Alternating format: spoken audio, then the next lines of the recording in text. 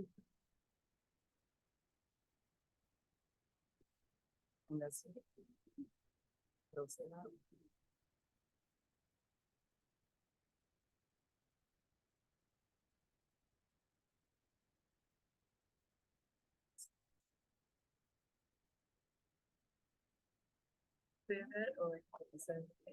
that's fine. Okay. All right, well, I'll keep it. So is my head?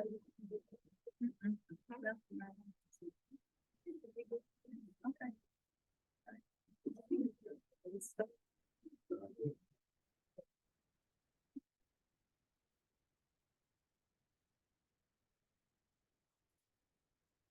Good evening. I want to welcome you to the Candidates Forum for 2023. At this time, can you please stand so we can do the Pledge of Allegiance? I pledge allegiance to the flag of the United States of America and to the republic for which it stands, one nation, under God, indivisible, with liberty and justice for all. At this time, you can be seated.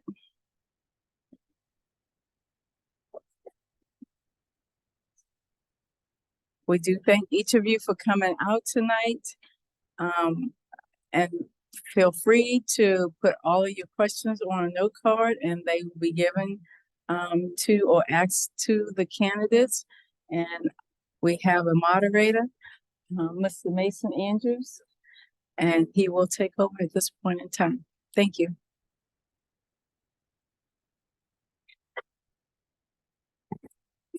Once again, good afternoon.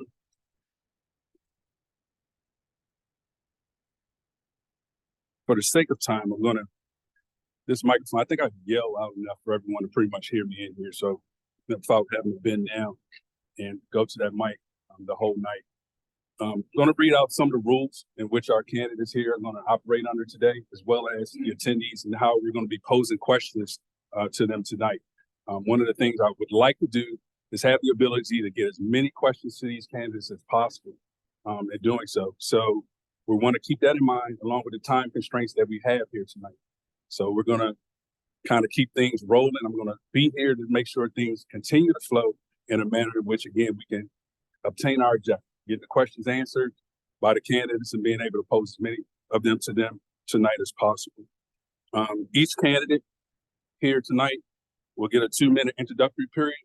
I'll start here on my far left and we'll simply come across the front here. So they'll get that 2-minute period to introduce themselves.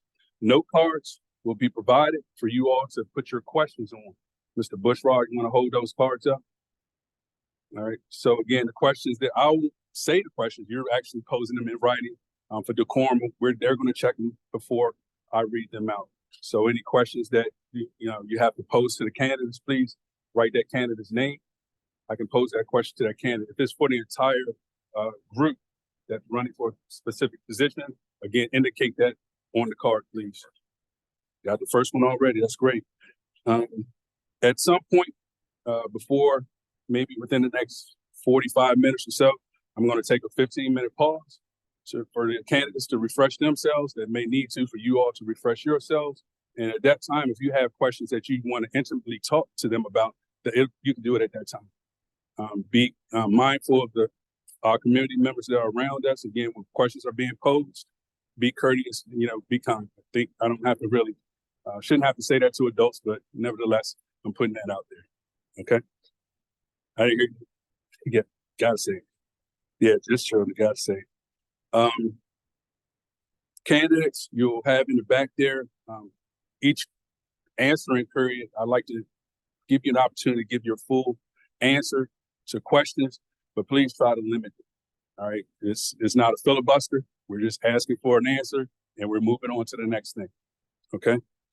So with that, we'll start my far left. You want to introduce yourself as well as the position in which you are asking to serve in the community. Thank you. Good evening. I would like to take this time to thank the NAACP for hosting this event tonight.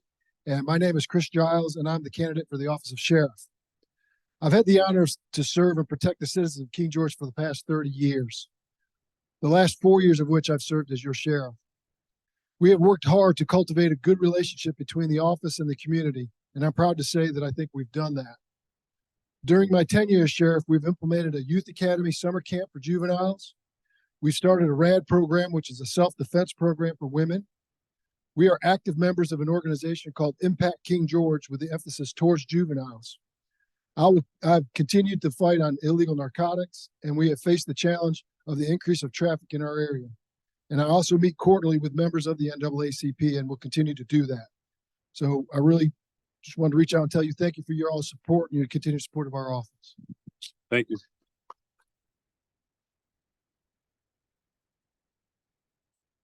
Hi, my name is Jessica Mattingly, and I'm running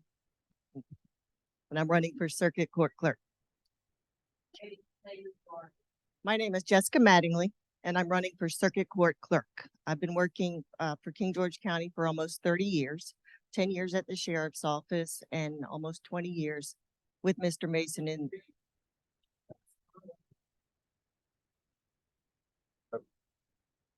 All the way up here. Okay. Is it on? Okay, I'm gonna start over. I've been working for King George County for almost 30 years. 10 years at the Sheriff's Office and almost 20 years with Mr. Mason in the Circuit Court Clerk's Office. I'm currently the Chief Deputy Clerk. I'm running for clerk to continue my service to King George County and ensure the clerk's office maintains the same high standards and continues to provide excellent service to the public, legal community, and judiciary.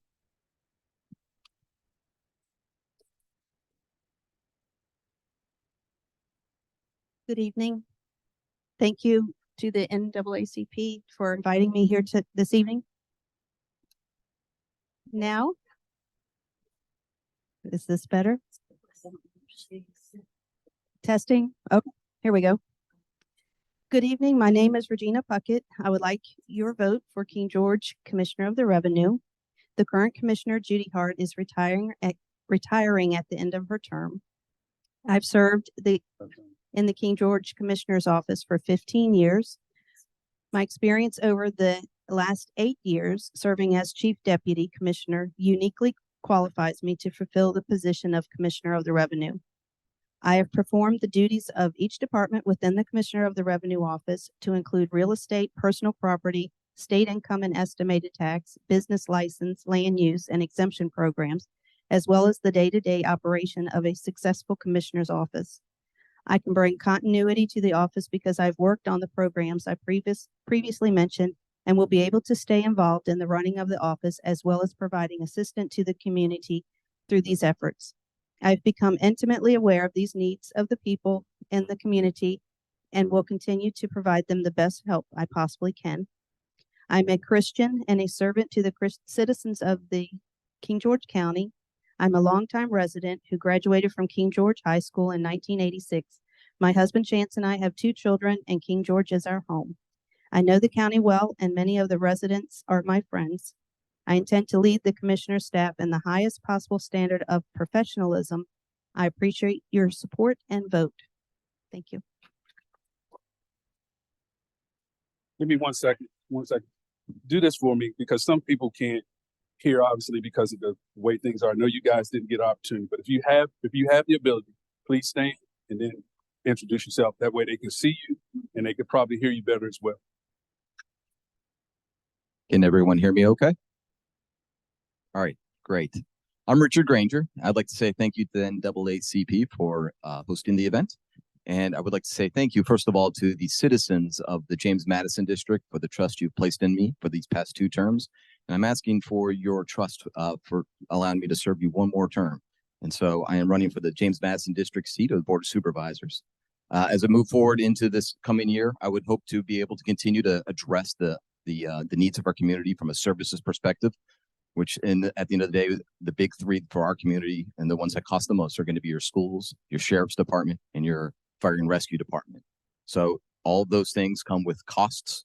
And at the end of the day, while those are necessary, we need to find the revenue for those. It's also finding a way to not put all the tax burden on the citizens of King George. And so the best way to do that would be to continue to look at strategic economic development. Recently, this board that we have in place has moved forward with the rezoning of a fairly large tract of land for a data center, which I think will be a significant boon to this community in regards to a revenue stream that will help to address those needs, both from a yearly need for just salaries and things along those lines, as well as for capital needs as we move forward for more fire departments, more schools. We have a preschool that is in need right now of being replaced. We have we have 3 elementary schools that are at capacity. The middle school is the only one that currently is not.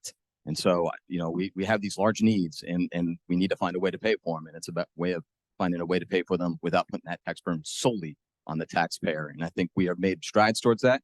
And I think there's ways that we can continue to make improvements as well as we continue to look at those economic development opportunities. Thank you so much.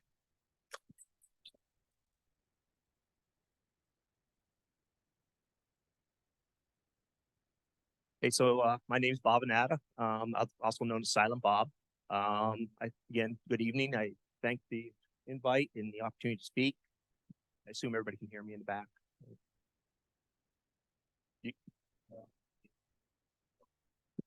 Test. Silent Bob. Here. Basically,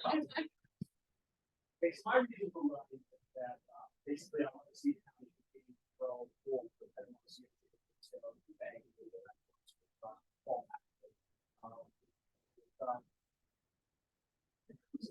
Planning, we obviously maintain the rural, community that we all come along and drop that to us. We need to grow the virtual investment that is more digital than triggers and bringing in employment, continue to grow. So basically, we have to come back to development my property tax. Work on this and commercial, industrial, economic development initiatives. Embedded in the community, that is draw in revenue streams, increase employment, and can actually improve our infrastructure. So going forward. For enhancing initiatives, we need that for devices and encouraging our small business products. Each county does that job, encouraging small businesses. We also need to address certain sort of debt that's been established about third of the population with the development into the economic designated region. We get to bring in that digital financial bond for service authority and it will offset the debt. As we move forward with it further virtual revenue, we'll be able to offset that debt further. We talk about what are opportunities to take that down. But I think we owe it to those that got sound. Use the mic, Bob.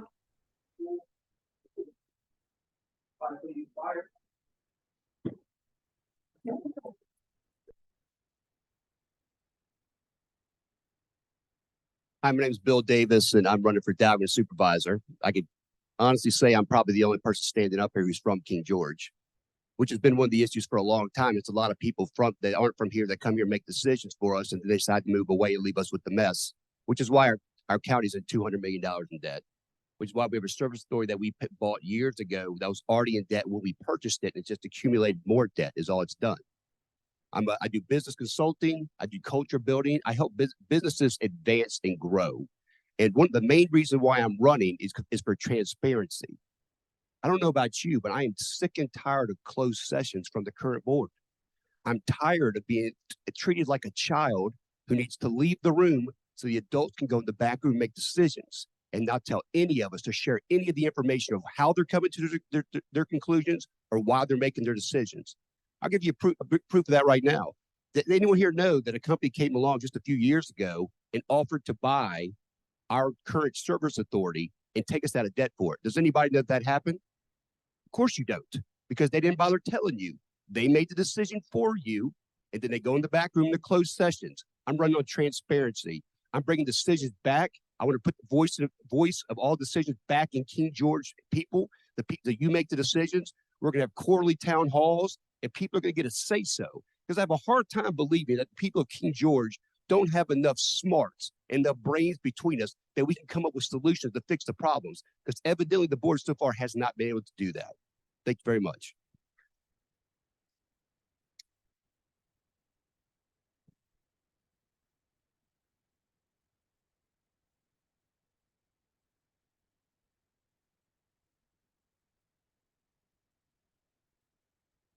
All right, good evening. I'm David Sullins, and I'm running for the Board of Supervisors at large seat. I want to thank. Want to keep it as close to your mouth as possible.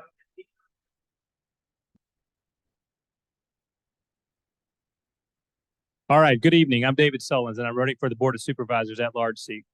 I want to thank Mrs. Stewart and our friends with NAACP for pulling this together tonight and making it a great time that we can share our thoughts and visions with you guys. I want to start off by saying I'm a conservative, and I don't want to raise your property taxes. I don't want to raise your property taxes. Now I'm going to tell you a little bit about me. I spent 25 years in the Navy. During that time, I led groups of up to 175 people, managed $30 million budgets, managed equipment in excess of $300 million. I've got a lot of experience. I spent time on the ground in Iraq, leading people that were charged with rebuilding the water and power, rebuilding the oil and gas distribution system, all while under fire from rocket and mortar attacks. My education, I've got a bachelor's degree in engineering from the Naval Academy. I've got master's degrees in engineering management, systems engineering, and national security and strategy and policy. A lot of education. This job is more than just about education and experience, though. I've got plenty of those things. The job is about relationships and working with people. I've worked with people, diverse people, lots of different groups, lots of different ages, ethnicities, backgrounds. In my job at Dahlgren, where I work as a branch head, I've been at Dahlgren for about 11 years now. 8 of that has been as a branch head in 6 different branches, 4 different departments.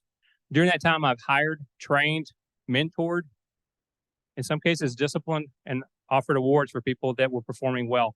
I've worked with all different kind of backgrounds. I like people. I work well with people. I've been asked to run for this position before, but I didn't have the time because I have 3 children, and I've been putting a lot of time into them for their entire lives. All 3 of them are out of college now. And so I've been asked to run again, and I found myself with the time, the energy, and the desire to serve King George. So I want to thank you again for this time, and I'm up.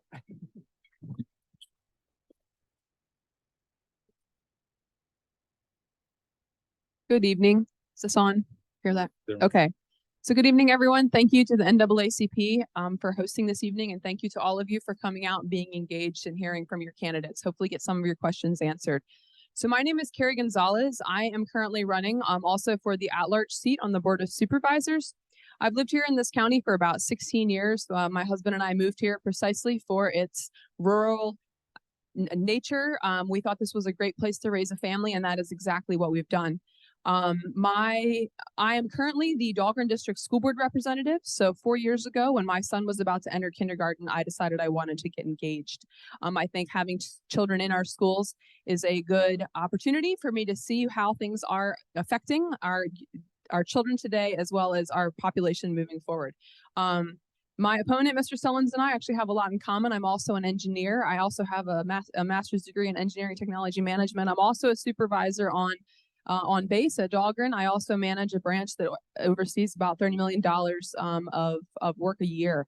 So a lot of that ties into a lot of what I see as the role of the Board of Supervisors overseeing development as a role, as part of my experience on the Dahlgren, as the Dahlgren District School Board representative. I've become very familiar with the budget development process, and in this county, the schools are a big part of the budget, but so are all of the other county departments. And a part of being prepared for strategic and smart growth in this county, which will come to us as a result of by rights development, we need to be prepared to bolster those services and those pillars of our community that help support that. That's our schools, our fire and rescue, our law enforcement. And I would like to see us do a better job of paying our folks competitive wages so that they can live and they can work here in the county, so we can support the county moving forward. So I thank you all for coming this evening. It is my pleasure to be here. I'm looking forward to questions as we move forward. Thank you.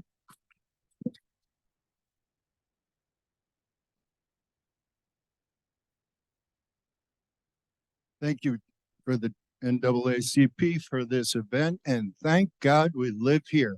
When you look at the world news and there's wars and fighting everywhere, we're so thankful to be here. Yet every year, partisan politics is dividing our communities and pitting us against one another. That's why, more than run just to be your delegate, my mission is to bring people together, to fight for true representation and equal justice of the people. We need to take back our government from big money interests and start it working for the people. My name is Richard Kensky. And because my mission is to represent all the people of the 67th district, I am running as an independent, not beholden to big money, corporate lobbyists, or any political party. My campaign is not about me. Yes, I also went to the Naval Academy, got out of there after 3 years, traveled the whole world. I know how fortunate I am, but it is about relationships. Isn't it about time we had a delegate committed to bringing people back together again to find real solutions that work for everybody? A lot of these folks here are running for more leadership positions. I'm running for a representative position. It is very important for me to hear from all of you. You can go to callmytruerep.org to get messages to me. We have advisory groups on the websites to give me information. But if you're tired of politicians beholden to their biggest donors and you want true representation and equal justice that all of us deserve, my name is Richard Kensky. A vote for me is a vote to bring us back together. Thank you.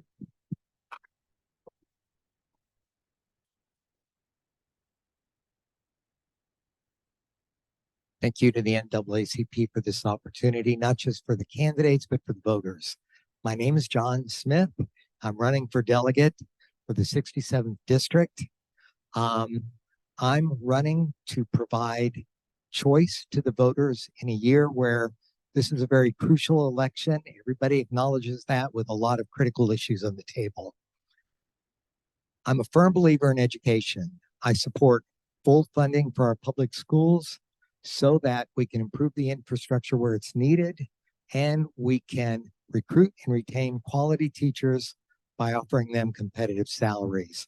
I also support an initiative that would provide high quality, lower cost teacher education and incentivize teacher training graduates to enter the pipeline into rural school districts.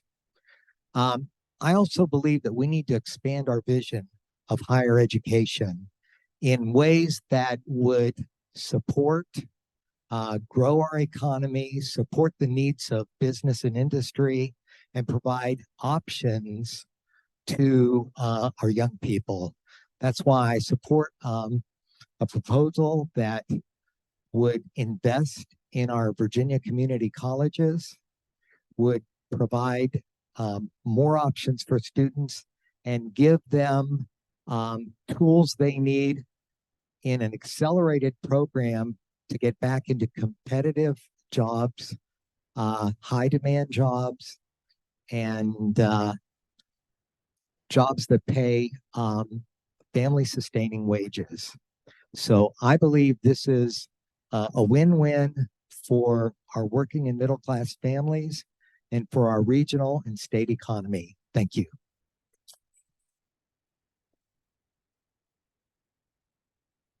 All right. Good evening, everyone. I'm sure you guys can hear me, so that's not going to be a question. My name is Jalicia Ward, and I am an activist. I'm an advocate. I'm a full-time healthcare worker. What this district knows me for is a former candidate for the Virginia House of Delegates in 2021, and I stand in front of all of you today as the Democratic nominee for state senate in the 25th district. So I can tell you, as an activist, I spend a lot of time.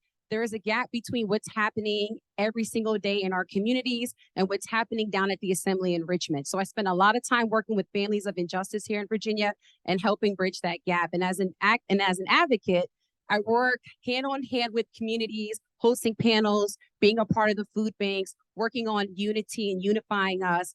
And as a full-time healthcare worker, both for the Department of Defense, for the United States Army for almost 10 years, and now in the civilian sector, I actually spent time at a surgical clinic helping people that are on a transplant list, fighting for a second chance at life. And I tell everyone all the time, their willingness to fight for their life is what keeps me humble enough to stand in front of all of you today to fight for ours. But as former candidate for the Virginia House of Delegates, I can tell you now, in 2021 till now, we've done a lot of work. And when I say a lot of work, I mean focusing on everyday, single fundamental basic necessity issues that all of us suffer from, like fixing our roads and bridges, opening clinics, healthcare, and pretty much building a better community and future for our children. I stand in front of you as the Democratic nominee for State Senate in the 25th District because I'm running to finish the job.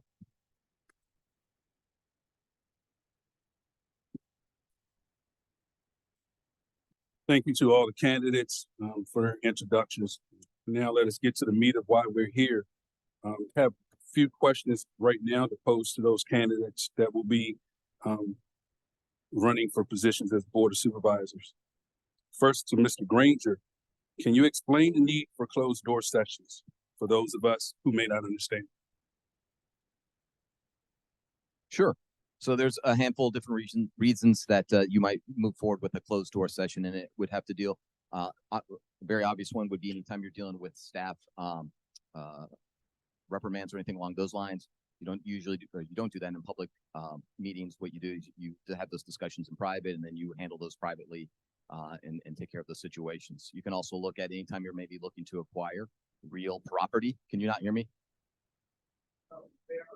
Okay. Would someone have me a different microphone? This one's not very. They're as loud as they're going to go. There for whatever. If you delay talking, they kind of go down. You have to right up to your mouth. Is that any better? Not really any better. All right. I'll just try to be really loud. I apologize though.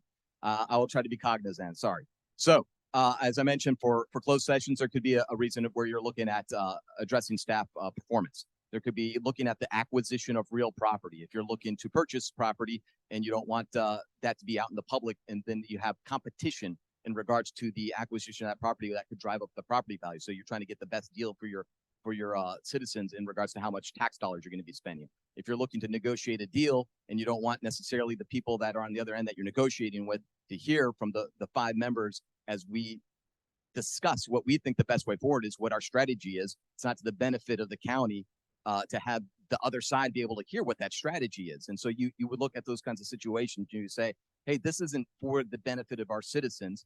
At the end of the day, no decisions can be made in a closed session. You can't have a vote. What would have to happen is, if you're going to have discussions, you have them. But at the end of the day, if you're ever going to move to a vote, if you're going to acquire real property, if you're going to move into some kind of contract with someone, it comes out and it has to be voted upon, and it has to be done in public so everyone can hear about it. Thank you. Thank you.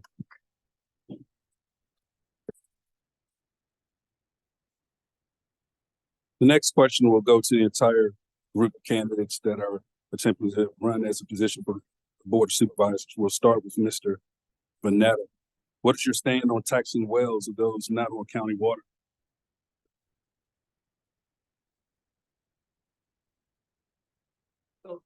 So basically what you're talking about is bringing the utility into the county and then spreading it across the debt across the county, right? Sounds like that's the question. So everybody in the county benefits from the infrastructure. The businesses that are coming in here are paying for these infrastructure improvements. I'm on a well. When we moved here, it was intentional. I did not want to be on city water. I knew the problems here 20 years ago, and I wasn't going to get on 24 years ago. So again, the people are saddled with it. I understand that.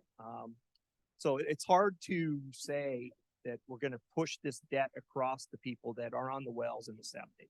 There's an argument to do it, and I think we should consider all the options. My preference is to build into the service authority, get more connections on it, reduce the debt load, and then as we grow the additional revenue into the county, we can actually take that revenue and try to buy down this debt equally across the county.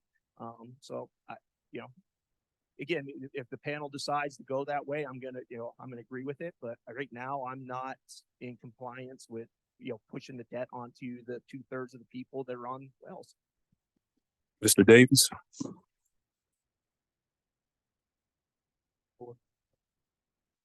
I'm thoroughly against that. I'm not going to tax people who have a well. I mean, what's next? I mean, and they say it doesn't go this way, but what's next? Are they going to tax me for cutting a tree down on my land? You're going to tax me for hunting the deer on my property? You're going to tax me for catching a fish in my pond? And that sounds ludicrous to you, but there's things that are happening in our country now that 10 years ago you said would have been ludicrous as well, right? That will never happen. The point is that debt doesn't get passed on to those people. And what we have to do is figure out a way to make the service authority profitable I don't think it's by tapping more people into it, by the way, because one of the biggest concerns is not just the bill, but it's the quality of the service. It's the quality of the water. Am I right? I mean, that's what I hear when I knock on people's door. The water stinks. It's no good. And you got me on a limit on how much water I can have. I don't see how tapping more people into that is going to help that problem. So what we need to do is find a way to fix it, to get it profitable now and get ready for it. It's no different than we wait until there's a traffic problem before we start building roads, right? Why wouldn't we prepare the roads knowing that the houses and that the businesses are coming? We do things backwards.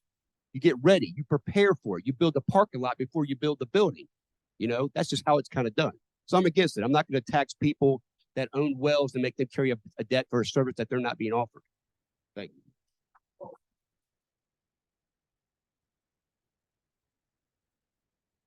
All right, I'm going to start off by saying I too am against taxing this and spreading it out across the county, but there are ways that we can fix it.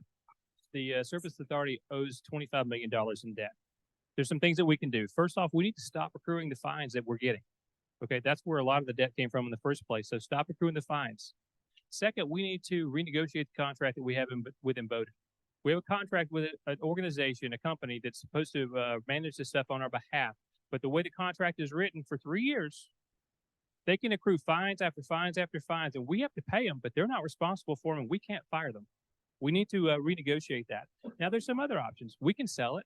As was mentioned earlier, there's a company that approached us a few years ago called Aqua that wanted to buy it out. They wanted to buy all the resources and the debt. Now, we make no profit off that, but $25 million in debt goes away. It's not a bad thing. There are some downsides to this, though.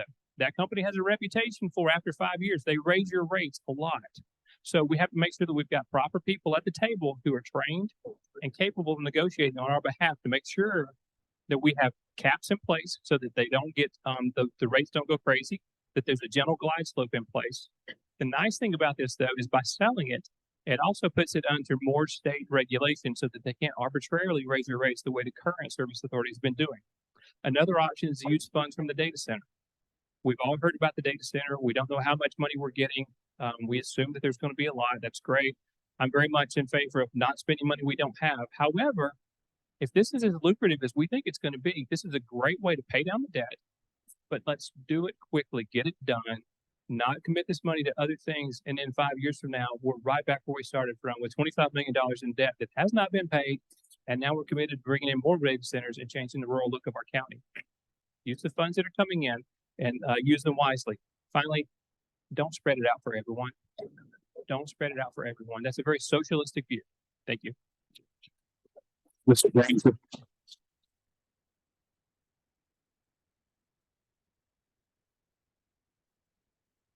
I'm not in favor of taxing wells. So at the end of the day, there's some complications with that idea.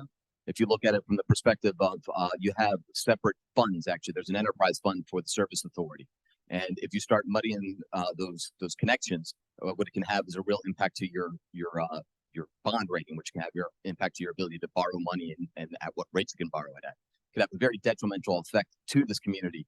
And so I'm not in favor of using county dollars just across the just carte blanche in order to pay down those debts. There are ways that you can use county dollars, though, in order to help with those kinds of activities. If it has to deal with economic development, you can use county dollars in order to improve infrastructure. And we did do that several years ago when we ran the water line down from the Sheriff's Department down to the Route 301 intersection in order to provide water services to that area. That's obviously an area where I think probably most people would think, hey, if there's going to be any kind of development, that would be probably an area we're looking at. People don't want to come in and put wells in though. So you're going to want water. And so if you have an economic development justification, you can use county dollars to do those kinds of infrastructure improvements. Looking at where we're at currently, we really need to work to pay down or to close down our old in disrepair wastewater treatment plants. We have 5 wastewater treatment plants. Several of them really should be closed down, and we should pipe them probably to the Hop Yard District. That one has the most capacity available. We should be using that grant money that we do have available and moving forward with that in order to move forward with that those shutdowns, which would also help to decrease the cost of running the service, because then you have less maintenance on the ones that you're not running anymore. The other big thing would be to expand the customer base. If you expand your customer base, you expand the amount of people that are then going to be paying in towards it. And keeping it small really is not a benefit. It's really a detriment to all those people that are on the service authority, and being able to expand it would be to the benefit of all. Thank you. Thank you.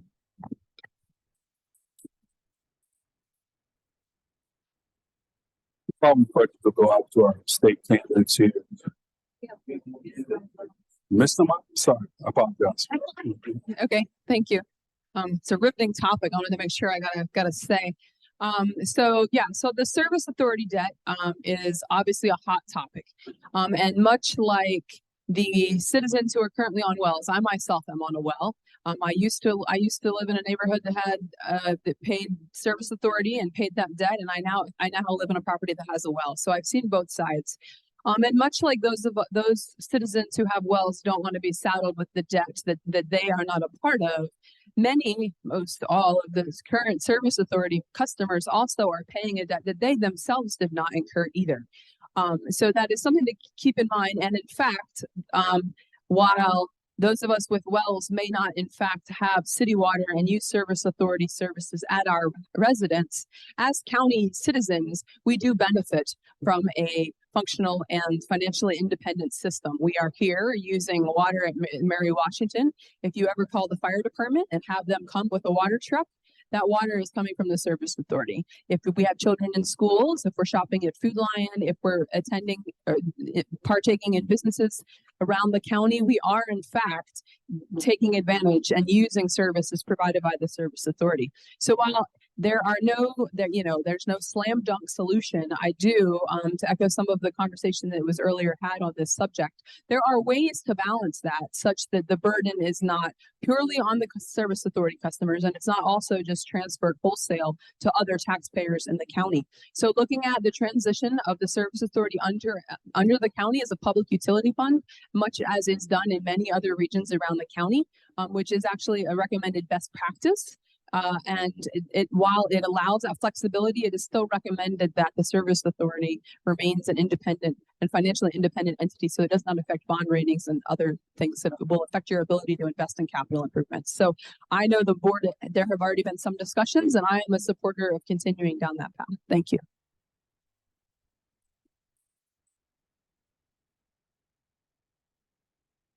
To our statewide candidates, Ms. Ward, Mr. Smith, and Mr.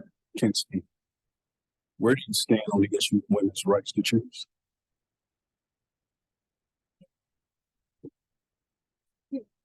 All right, so the question was, where do we stand on the women's rights issues? So I'm going to be forefront as far as my campaign, even though we are running on the basic necessary issues of what people in this county and all the living counties have asked me for. I can tell you now that women's rights are running the forefront of my campaign. So I am a well-known pro-choice candidate, very vocal about that. I do believe that women and individuals, not just women, we say individuals, should have that right and that fundamental right to choose. And so I'm here to work to make sure that we are protecting our constitutional rights, because as you guys know, we are the last southern state here in Virginia without any type of ban on reproductive freedom. So I myself and my team and a lot of constituents of what they share with me are 100% in support of making sure that we preserve and protect all women's rights. Thank you.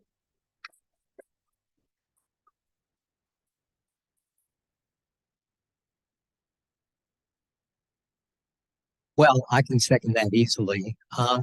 When I am asked about the concept, the issue of women's reproductive rights, my answer is pretty simple. I think it's a matter of trust, because I will say very clearly and very emphatically, I trust the women of Virginia to make the choices, the very personal choices that affect their health and well-being, choices that they have been allowed to make for over 50 years.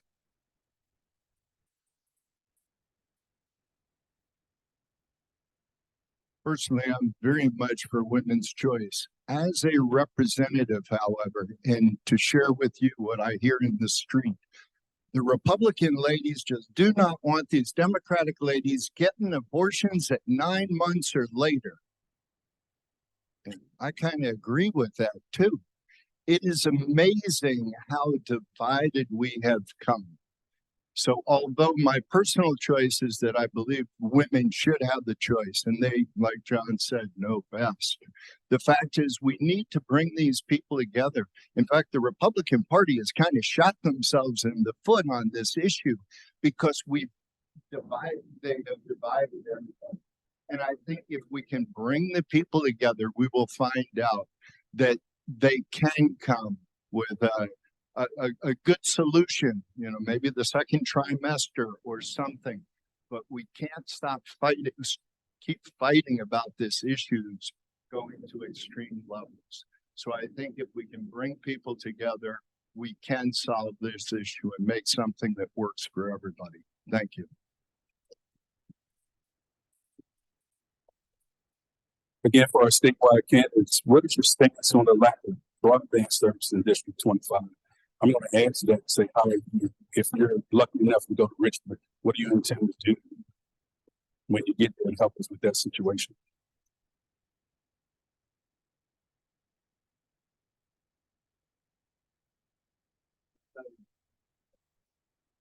The question, what is your stance on the lack of broadband service in District 25? And I elaborated on it and say, if you're lucky enough to get to Richmond, what are you going to do to help us here to achieve this broadband lack that we have in the county? Actually, it's kind of interesting to see the campaigns over the years and politicians jump up here and promise some stuff they necessarily cannot do. I live in Heathsville, Virginia. An interesting thing there is we had Atlantic Broadband come in and they ran fiber optic all the way down 360. The school got it, which was great. The sheriff's department, the courthouse, all the way down to Reedville. My neighbors on the other side of Cod Creek got it. And then the government went through all this stuff and they said, we got to subsidize a whole bunch of stuff.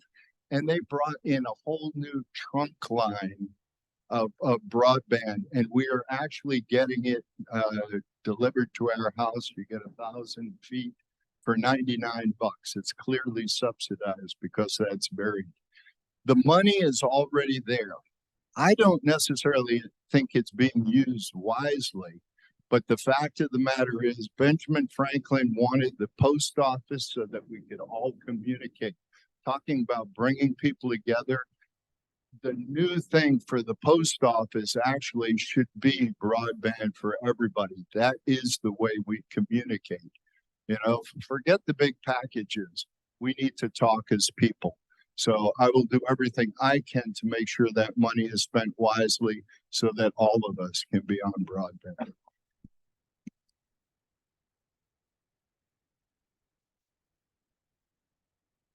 I certainly agree with that. And a while back, I was down in Kilmarnock talking to people at a festival. And we talked to people who paid for internet. And yet they had to travel across town in order to download their students' homework assignments. There's a problem there. And that means that there are underserved areas and more needs to be done. The money needs to be distributed differently. There needs to be grants. There needs to be efforts to cooperate between the private and the public sectors to make sure that people are getting the internet that really now is not a luxury in the 21st century. So we need to work on this, and it's something that I would put my attention to. Thank you. Okay, and I'm definitely going to co-sign with John and Richard on this because we know that broadband is an absolute necessity now that we are in 2023. We are 3.5 years into COVID. That means 99% of us, and they tell us not to even overly statistic, you guys are on internet. We need it. It's a necessity. And that's the conversation that we have to have on behalf of the 25th District at the Assembly. Like Richard said, the money is already there, but it is not being distributed properly. And I'm very vocal about us always being left out on the table. Like we are neglected and they are not including us in these conversations at the assembly. I'm not sure if they're utilizing population size or what's happening that the funding is not properly being distributed. But I can tell you now that as a representative fighting for this seat, it will be when I'm there. I can truly promise, like Richard said, it's hard to promise these things to constituents, but I can tell you that we won't be left out as long as I'm standing there at the table representing us, because broadband is a necessity. And I was with John in the communities because my campaign is grassroots. That means I'm not taking any corporate contribution, and I've spent a lot of time with people on the ground. And people are continually testifying that broadband is the biggest issue. People have said they're traveling to get internet. People have said that their grandkids won't even come visit them. You know, there is the testimonies. It's honestly, if I could put it in inverted pyramid format, it's number one. It's the number one thing that is coming on the table of what we are all suffering from. So that's why for me, it is very important. It is a part of my platform, and it is something that I will make sure that the money is being properly distributed, because like I said, 99%, that is the way that we are communicating. And it is an absolute necessity now that we are looking at where we are now as Americans. Okay, thank you.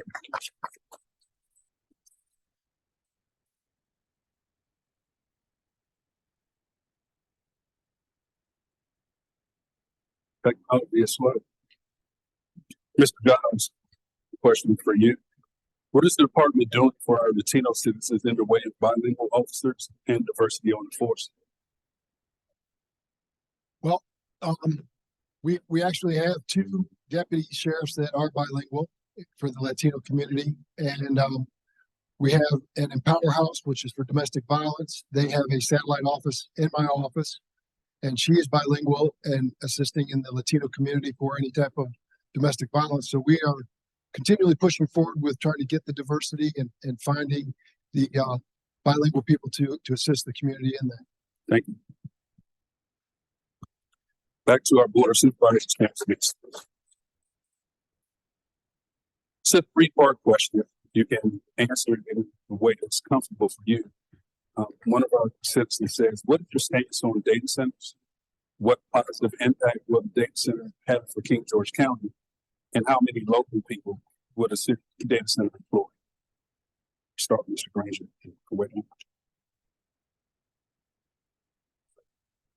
Find me one more time. Yep. Make sure I got all 3 parts. All 3 parts. What is your stance on data centers overall? What positive impact will the data center have for King George County? And how many local people would a data center employ? Okay, thank you. I think it would be pretty obvious. I am in favor of data centers in IDEA. I did vote for the rezoning for the data center that is going in over by the Birchwood power plant. It doesn't mean I'm necessarily in favor of any data center coming in. This is a big project. If you're asking about the benefits, revenue would be your big one. And when you look at any kind of business coming in, when you want to bring in commercial and industrial, there's the reason you want to bring it in is for commercial. One is to provide more services to your citizens, so they don't have to leave the county in order to get those services, like if they want to go shopping for something. But with industry, what it is you're really looking to generate revenue. And what you want to do is you want to generate revenue with the least amount of impact. And so a data center does not employ a tremendous number of people once it's at full load and it's a bit finished construction, which is nice because it doesn't have a huge impact in regards to traffic. It's just kind of there. It doesn't even they don't want to be seen. They don't want people to come there. They're just doing their own thing. So at the end of the day, what this would provide as an opportunity for employment, there would be a tremendous amount of construction for this one that's coming in that would provide opportunities for people who are in the trades, whether it's welders, plumbers, it's electricians, those kinds of fields, to be able to work in this community as the construction phase goes on. And the construction phase will go on for a number of years. It's a large project, 7.5 million square feet. But then once that's completed and it's been built out, each data center only holds about 20 to 30 people. It's only going to be several hundred people. That's going to be at this 7.5 million square feet. So it's not a huge number, but they're really well-paying jobs. They don't necessarily require degrees to more certifications in order to work in them. At the end of the day, how many is it going to employ? I don't know. I don't have a number for you. I can't give you just a hard number. There are opportunities for citizens to get employment, though, whether it's through the construction phase or through the service at the actual data center. I think it will be a big boon for this community. With that said, like I said, I'm not necessarily in favor of just saying, hey, let's put more data centers in, but I think this was a big one that has a lot of value and it will be a big boon to this community. Thank you.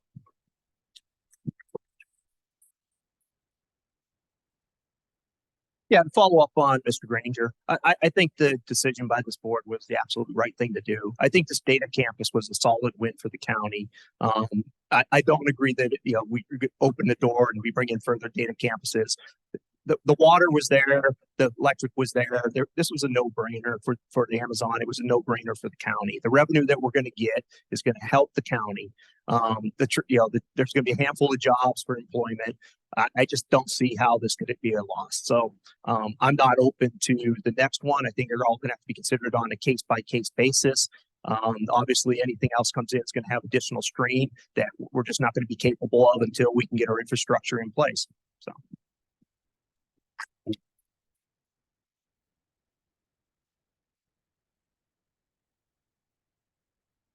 Almost always profitable. That's what the presenter said that was presenting the data center to our board. She used the words almost always profitable. Not one board member said, wait, what does that mean? Almost always profitable. We're taking 900 acres of land. We're taking this land, and that development of that land is not guaranteed, by the way, that they're not going to take King George residents' land in order to fulfill Dominion Power and everybody else. They'll seize King George people's land because we don't know what the end looks like. We saw the first phase. We did not see every other phase. They approved the whole thing without knowing how it ends. We're also a guinea pig. It's a grant program. That means if they come to us in several years from now and they need more money for infrastructure and say they need $25 million, the state of Virginia will give them $25 million. And King George County residents, you'll get a bill for $50 million. They didn't tell you that, but it's a no-brainer. Data centers, if done right, are no-brainers. But a grant program is not for us. It should not have been structured that way, but we do not negotiate. They put something in front of us. We look at it. They asked a handful of questions. I think the rep from Dahlgren, his only question was, what's the water temperature going to be? I mean, that's all you had. Everything that was said, what's the water temperature going to be? There's no question. There was no negotiating. We took that to two different lawyers. Both lawyers said we got ripped off. But you guys got ripped off. You could have gotten a lot more. They want us. They want to come here. We don't need them. They need us. And we need to start acting like that a little bit and demanding more and getting more bang for our buck for the citizens of this county.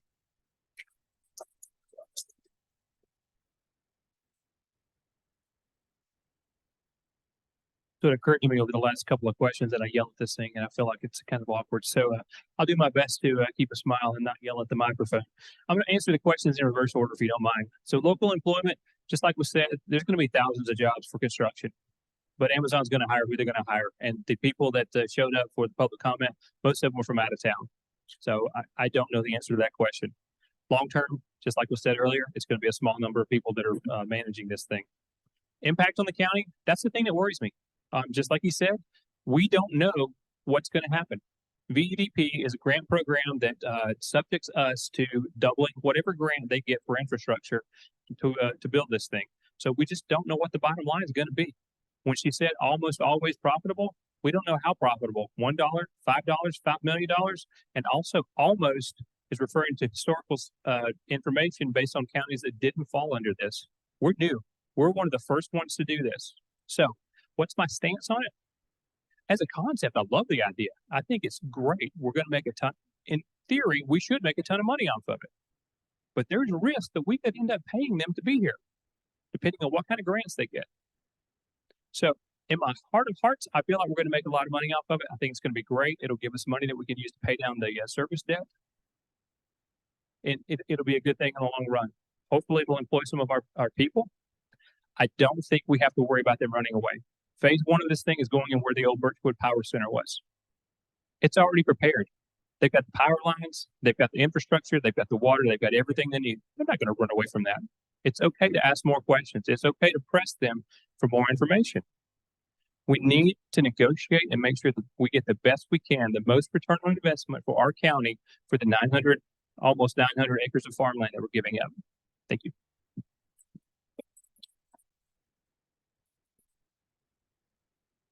All right, so the data center. So I'm also going to answer the question in reverse. I think that was a good approach. As far as employment, I know there were numbers that were thrown out. Obviously, this is going to create a lot of construction jobs during the build phase, and that will be good. That will be good for our good opportunities. But as far as employment, when the time comes, there will. My understanding is that it is not going to be hundreds of jobs, and a positive impact as a result of that are things like less traffic.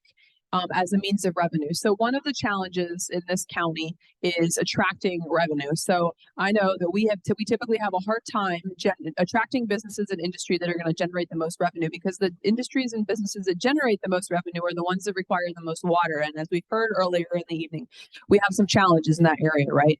And so ultimately, this county needs money in order to improve our infrastructure, in order to attract businesses, in order to generate money. And that's a hard cycle to break. And so the data centers, are an opportunity to break that cycle. I'm in favor of the data center projects. I think they are a good opportunity. They are, in this case, being able to take advantage of an existing facility that has infrastructure that will support that need without having additional challenges of trying to provide that revenue. So it's an opportunity for us to capitalize on, and I support the current board's decision to move forward with that process. So as far as some of the positive impacts, so obviously we talk about it's a great source for revenue to do things like be able to improve our competitive wages for a lot of our public servants, our teachers, our fire and rescue, as well as a multitude of other service county employees. And it will provide a means of revenue that provides money that means we don't have to raise taxes, right? That's always a point. Less traffic, obviously, and it's also not going to be a major impact from an employment standpoint to our schools and our other public services, right? So it's going to provide revenue so we can build our pillars to support. Thank you.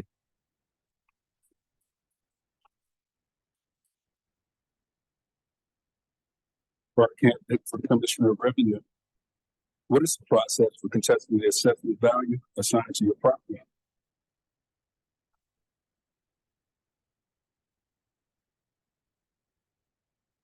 So the reassessment company will send out letters, and you will review what your previous assessment was, what it's going to be.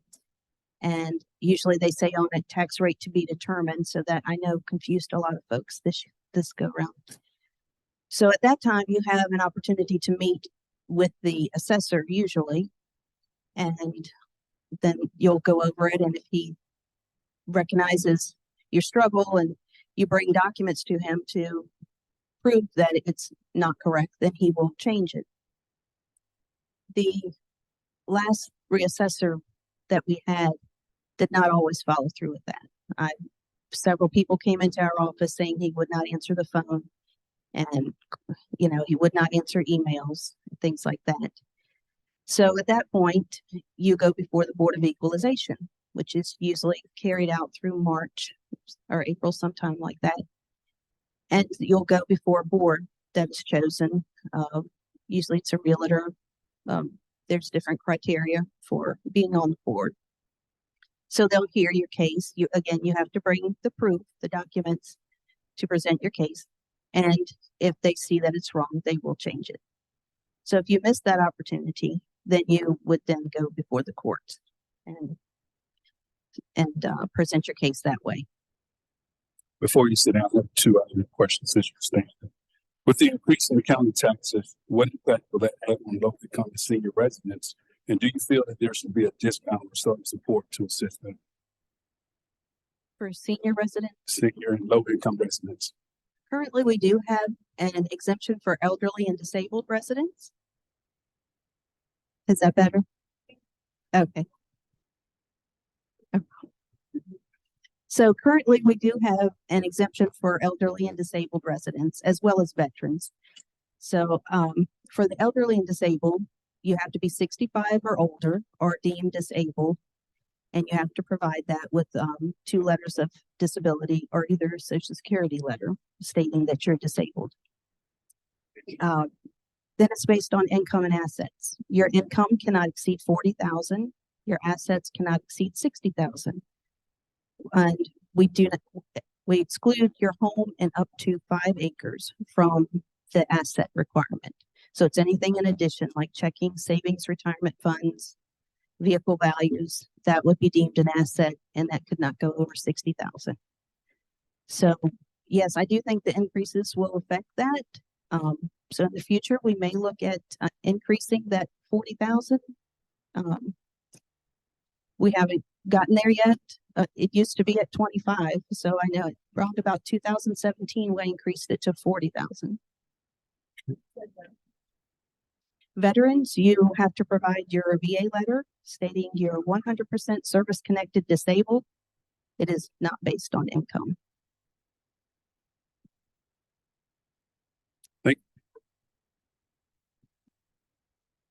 This question is for Ms. Ward. You mentioned that you want to unify people. How would you do that specifically? Also, have you seen the movie Unmarried? If so, what are your thoughts about it? Sure. The first part of the question was, you mentioned that you wanted to unify people. How would you do that specifically? So someone's asking for specifics. Also, have you seen the movie Unmarried? If so, what are your thoughts about it? Okay, so I mentioned that I want to unify people, correct? Correct. All right, so I am going to unify people. I think it's something that I don't want to do. It's something that we have been doing the last 3 years since I've been in this work, and that I'm going to continue doing. So there's a lot of innovative ways that I have personally took on to unify us. One, listening. I do 70% of listening in this work. I do not know it all. I don't ever want to know it all. I represent the working class and middle class. I have a 9 to 5 and 2 kids in public school. I'm 20 months. I'm in the 99th percentile, stepping up to the forefront, jumping into this political infrastructure because I feel like it's truly not representing who we are and what for. So when I say unify us, I mean figuring out common solution, doing 70% of the listening, and fighting for exactly, not just fighting for, but writing off of exactly what people are sharing with me. Not mental personal needs, because this campaign and this work is not about me, because I'm one person representing 218,000 people in 11 counties. This work that I do is all about all of you. Sitting in this room, everyone in your communities, everyone in your churches, everyone in every single one of your counties. And so I did not feel like we were in a sense of getting neglected and that our voices weren't coming out, then I could easily have just continued living on with my life and enjoying my 13-year-old and 9-year-old and living out of an everyday, normalcy life. But I'm here because I truly, truly care. And I feel like with that being said, so do all of you. That's why you guys are here tonight. So I feel like we can so unify all that, then listening, then hosting town halls. Like when I win, I tell people at the doors, this is the 4-year public partnership. I'm not asking you to just go vote and you never hear from me again. I'm asking for you to work with me for the next 4 years so we can figure out how to get legislation and policy and bills and what you guys want that to look like. I'm asking all of you to look at me. That's how I'm going to unify us. Sorry not to do it another time.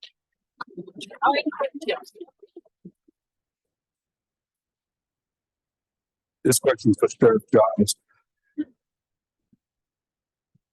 Over the past 5 years, how would you consider the crime in the county, either to run there? If so, what's your office planning to do to bring the numbers back down? Okay, in the past 5 years, I would have to say that the crime has pretty much stayed level. It hasn't gotten worse, and it certainly hasn't fallen off because the population has certainly continued to grow as well. So we've been pretty much doing status quo through the office and handling the cases that we have. Comparatively around us, we are very low for crime. So we're going to just continue doing what we're doing because apparently it's working. Thanks, sir.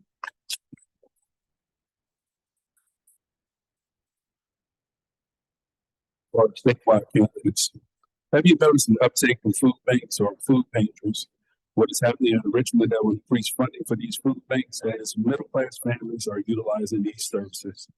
We'll start right here with Mr. Smith. We'll start with you.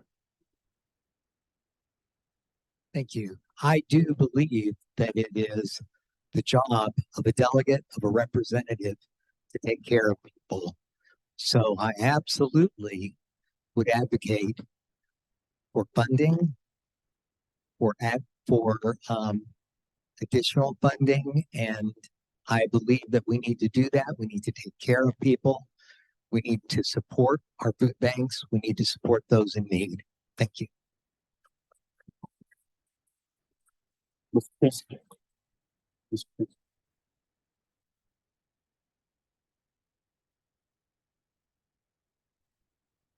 You were making, I'll speak up basis as well. I have definitely seen the uptick in the need for food banks. It is critical. The really crazy thing about the whole thing, though, when you think about it, is we have a labor shortage. But isn't that crazy? With the labor shortage, food prices are going up and that sort of thing. And we have this problem at the border and we don't have an immigration problem about the wage folks. We have a reduction in food prices. I worked a lot down in Central America. I know the government prices.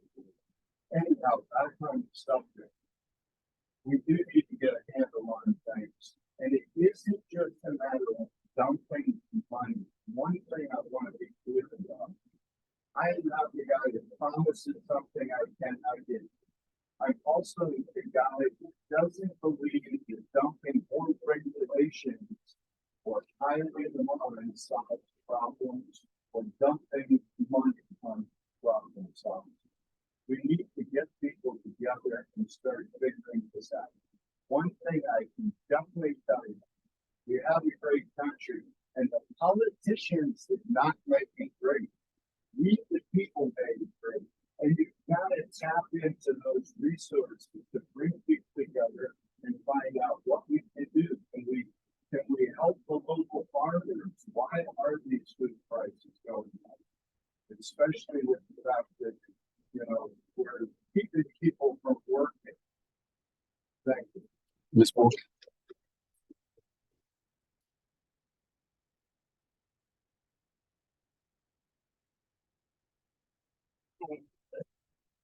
Sorry, we're always toying with this. Okay, so just want to ask a quick question, and it's honestly just to break the ice. So as far as here, when we talk about food banks here in King George County, raise your hand if you've ever been to Love Thy Neighbor, which is our local food bank here in this county. All right, look around. That's a lot of us.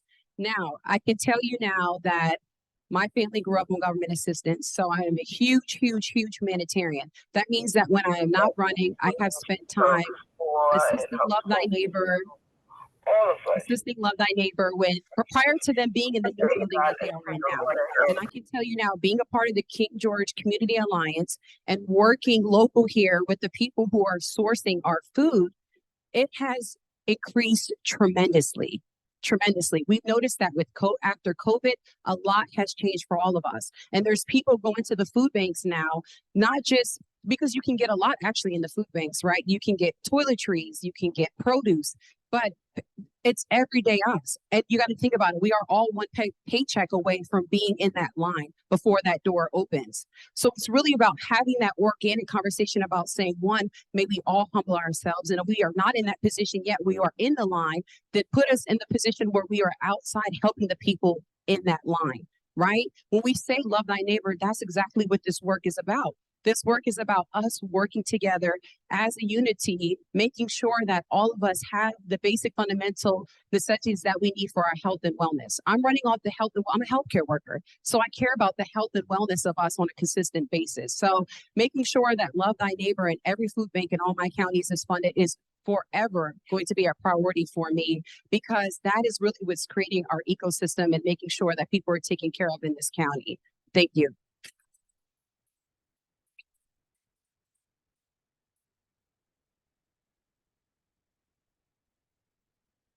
Next question for our board of supervisor candidates. Want to make the room aware that once these candidates get the opportunity to answer this question, we'll take a 10-minute break.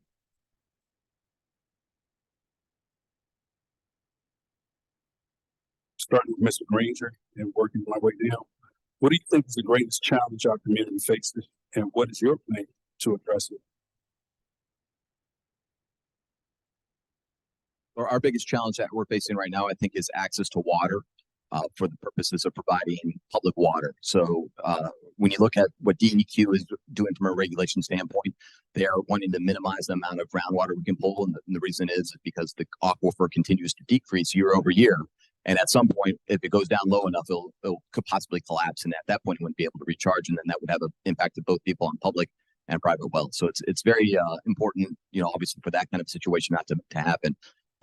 So I understand why they're doing the things they're doing, but then that means what we need to do is find a way in order to procure surface water. And then that's really the only other solution you have available to provide water. And so currently we're working with Birchwood in order to procure a certain amount of surface water that will be made available to this locality.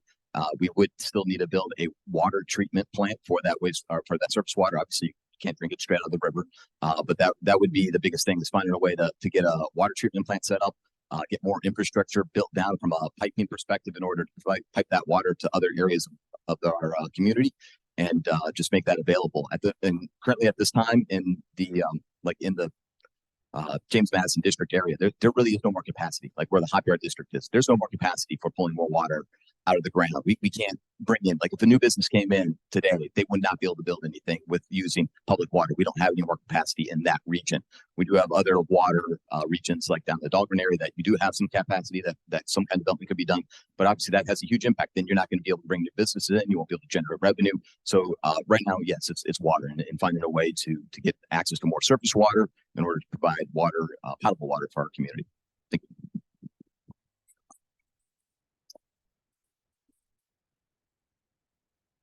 So it sucks to go second because water was going to be my issue. So the real issue, I guess the second issue, is the overall infrastructure. This county is growing. It's going to continue to grow.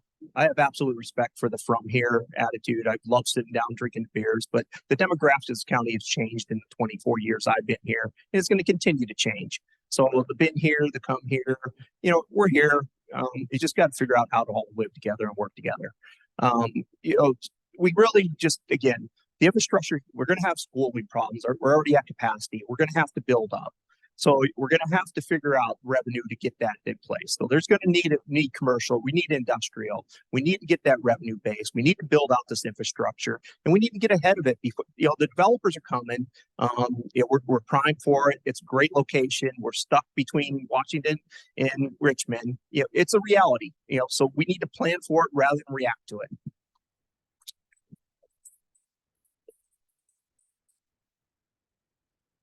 Well, it's a big question because there's many layers, the service authority, all the things that are being said. But the biggest issue that we're facing right now is the fact that we're $200 million in debt. I mean, we just keep kicking that can down the road, and we say, well, it's all about the kids, and we got to do this. What about the kids being able to live in this town when they graduate? Being able to afford to live in this town when they graduate? How many kids all my friends had to move away and go somewhere else, and now kids have to live somewhere else. They have to live with mom and dad till 25, 24, 26 years old because they can't afford to live in King George anymore. So people who are residents of King George are now being kicked out, and we are $200 million in debt, and we have done nothing to try to reduce that debt. It was in the budget.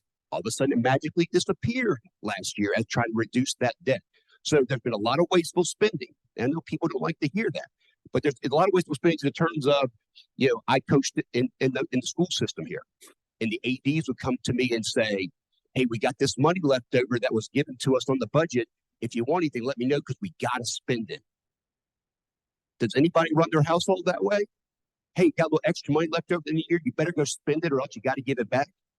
Anybody here own a business? Does anybody run their business that way? Hey, we got this money left over. We got to figure out a way to spend it. That's what's going on. And there has to be a way to get that stuff under wraps a little bit, stop the wasteful spending, hold every employee a little bit accountable. Yes, we have to pay our teachers, but we don't have to waste all the money along the way. There'd be more money to pay teachers if we weren't just wasting money along the way and reduce our debt. So our kids actually have a future in King George. Thank you.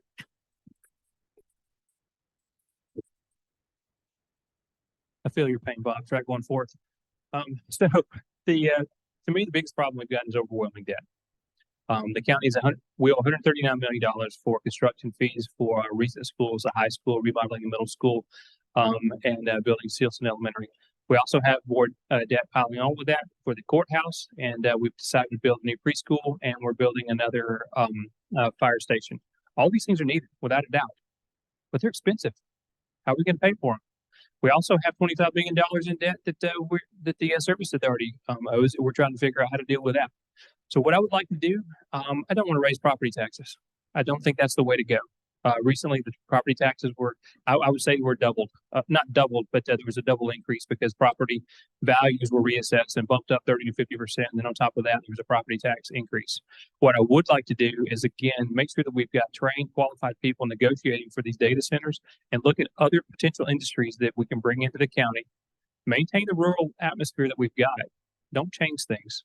Try to maintain things as they are, but bring in some strategic industries that bring in a ton of revenue with them. Also, I want to bring in incentivize small businesses to come in and help us out as well. With that, the data center, we're part of the Fredericksburg Regional Alliance, and because of that, that means the data center gets a favorable tax rate of $1.25. Small businesses around here pay $3.25. I would like to give them an incentive to only pay $1.25, just like the big data center that's going to make billions when they get here. Gotcha. Just like they do, so that when they come, they have a better chance of succeeding. 95% of small businesses fail in the first couple of years. Give them that incentive, bring them in here, help them succeed and stay, but make sure it's businesses that enrich our community, not just fiscally, but culturally, and bringing cool things for our kids to do and places for us to eat, things for us to do and enjoy King George even more. Thank you.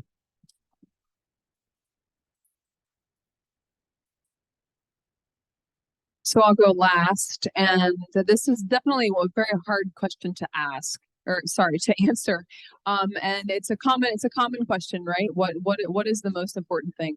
I really think that there are a lot of challenges in this county, and they're all tied together. Our water is a challenge. We need funding to be able to improve that. We need revenue to be able to do that. We need to be able to attract new businesses. We need money, but you know what we also need? We really need to be able to ensure that we're able to provide basic services for our citizens, in addition to our water, and other things like that, right? But what we really need is we need strong schools, we need strong fire and rescue, we need strong law enforcement. They are basic necessities of a healthy and thriving community, and we struggle in that area. We have a hard time retaining and attracting not only teachers, but also fire and rescue. Both as well as across some of our other county departments, but those two really feel the pain acutely on a regular basis. We have a hard time paying our employees competitive wages, and we lack affordable housing options for a lot of our entry-level workforce.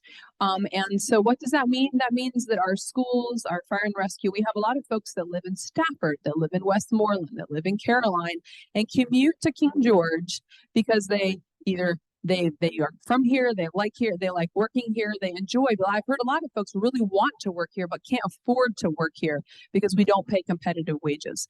And so in order to be able to do that, we need revenue sources. And so this is where I feel like it's a hard question to answer because it's all tied together. So we need revenue streams, we need the data centers, we need to be able to support our small businesses, all of these, so that we're able to pay our employees, our public services, competitive wages, so our folks stay here and can educate the next generations. They can answer house calls without 2-hour waits to get our folks to the emergency rooms because we're understaffed. We keep our crime rates low as we want to, and we're able to raise those next generations to continue providing these services.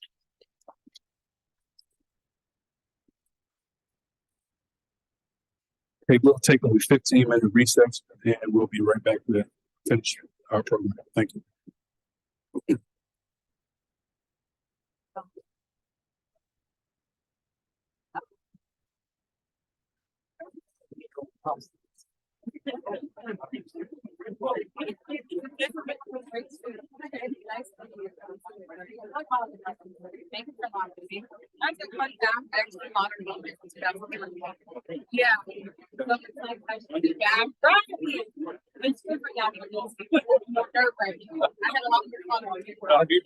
You're doing good. There's a little maybe it's me. No, it is. It's like a delay. It's like if you put the microwave, I guess it's like that. We've been trying to figure out that this is important. Right here. See, it's all. I want to stop. So don't worry, it's bouncing. It's bouncing.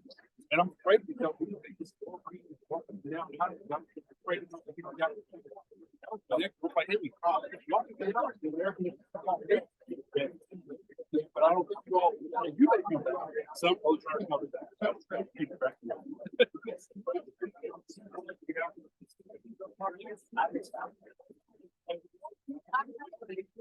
Beating up the Hoover State candidates. So I apologize. You spoken to the first one. Yes. Yes. Yep. Yeah. That's me.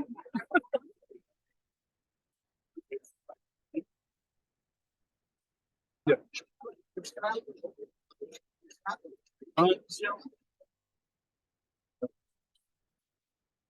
Yeah. Yeah, all the same time too.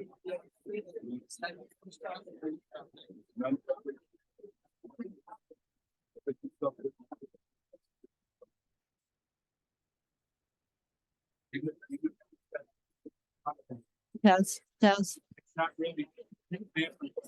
testing one, test.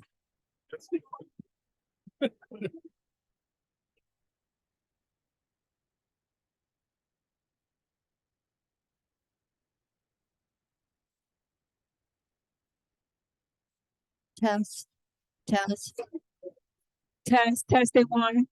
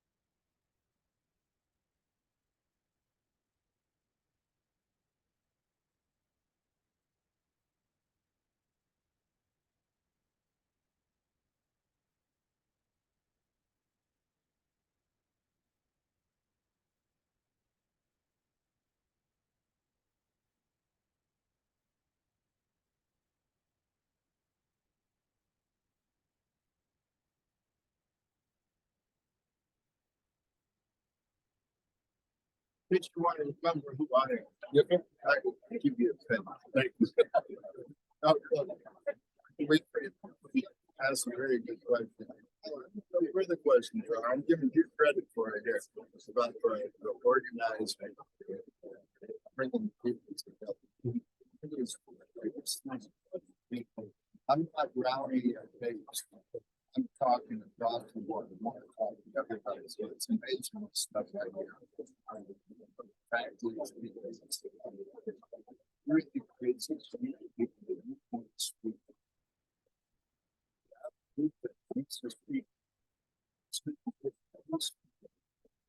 Which if in Cleveland County, if one wants to speak up and there's a group that wants to speak up.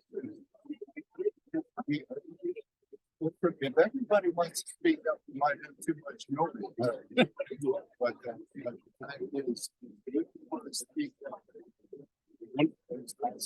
One of the things I've always kind of noticed in everything we do with my job work is that people are educated with not just having candidates, but having issues, discussing topics. One single topic, not going across the whole spectrum, and getting people to really understand what that means, how it affects them, what are the remedies to fix the situation. Has always been efficient. It's like, a lot of the state candidates make those originally, and we hear nothing. We don't know what's going on until either something happens in the news or you get a bill in the mail, and there's never anything that comes back and say, hey, this is what's happening, and this is how it can affect you. And a lot of times that's especially with the world terror, because everyone, when you get back home, I look at these things. When I get back home, I'm done. So where do I have that opportunity to come out and do a lot of things? That's always been an issue to me. With this gentleman, has a question. No? Has that number been smooth changing? Is that what's been? Yep, it's 15 now. Okay. They're moving in and out. Okay, all right. Now, I don't. But it's been running around that number though. Problem Can I is, see? they want to ask some questions. No, they can't. Okay. If they want to ask them, they. Oh, I got that.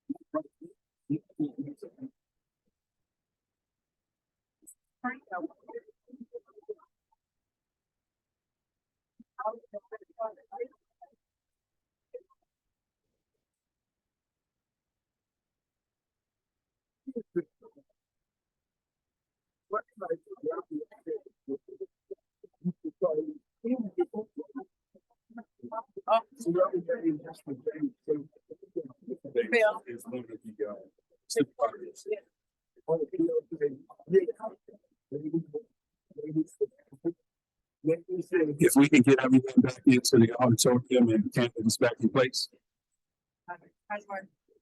we're trying to get that. You make a mess. I am. It's okay.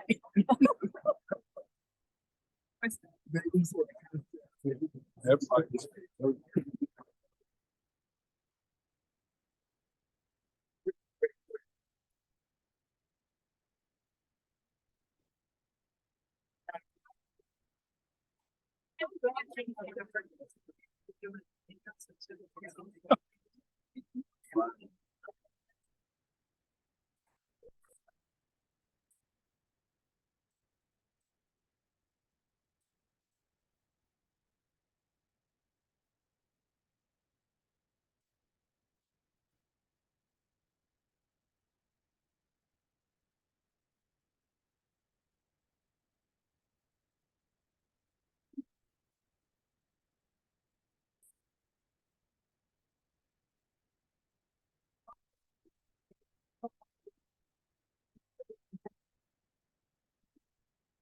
Backing up to the campus back in place. We have quite a few questions that still remain.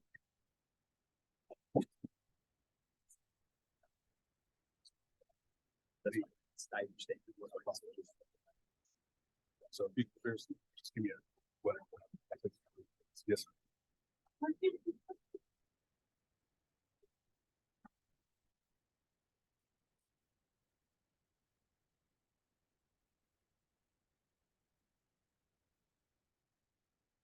Thank you all for your patience with the audio system. I know it's been an issue throughout. We're doing the best we can. We're thankful to Murray Washington for the opportunity to host the forum here. That being said, we'll continue on with our questioning. This question is from Ms. Gonzalez. While on the school board, you have voted multiple times to close the schools for various reasons. Do you agree that the school should be randomly closed, and for what specific reasons?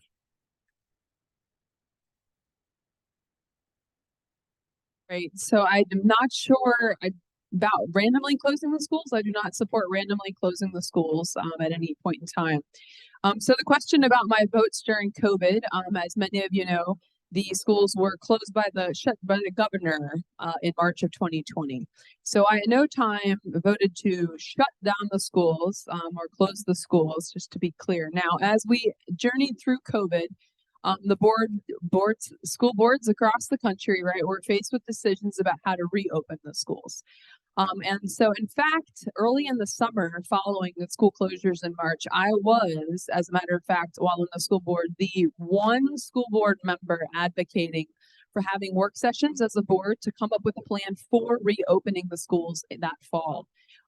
As all of you know, I'm sure that's not what ended up happening, but that is due in large part to the fact that boards are successful when they're able to work together.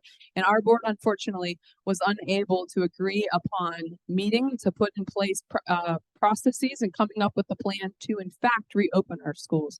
And so as the school year approached and the fall became a reality and virtual learning needed to become an option, as we saw, there were schools around the Commonwealth who were able to reopen, and I would have been a 100% supporter of that had we had a plan in place. Unfortunately, we did not. We did not have a plan in place. Our school division and our board was unable to come up with a plan at that time, and therefore, it would have been irresponsible to send our students and our staff back into buildings without a plan to be properly executed. So in summary, no, I do not support randomly closing the schools. And I was an advocate and remain an advocate in hindsight, right, for having developed a plan. I think that is a primary responsibility of the school board, and COVID was an unprecedented time. And unfortunately, we were not able to come to consensus on that.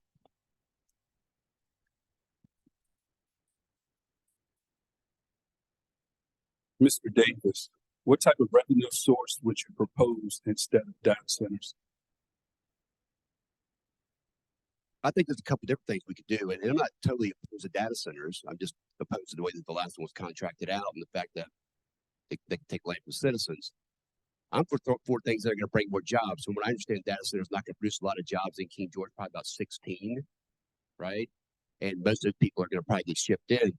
But what about distribution centers? The distribution center, we're in perfect location. Richmond, DC, Fredericksburg, whatever. Why not a distribution center? You have people who, what kind of jobs do you get? People who drive just for the day. People who deliver 24 hours. People who drive forklifts, sweep floors. People who go get a college education and work in the upper offices. It provides revenue all over the place. It provides a ton of jobs. What about if we have a manufacturer? You know, modular home. Wouldn't that be nice? A place where it could provide people carpentry type work. They build. We're in central location to ship all around our area and provide jobs for our people so kids can stay here and live and still work, but at the same time produce tax revenues and things like that to keep our company going, it is a company. But we also need to cut the red tape.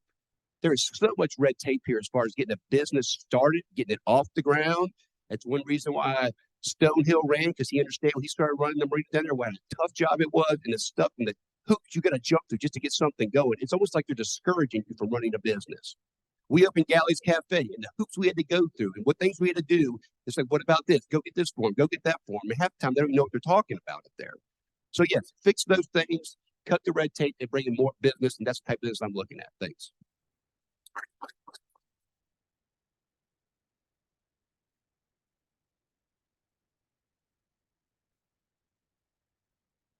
Our next question for our statewide candidates. What is your opinion on critical race theory and how does that square with the governor's position? Ms. Wood?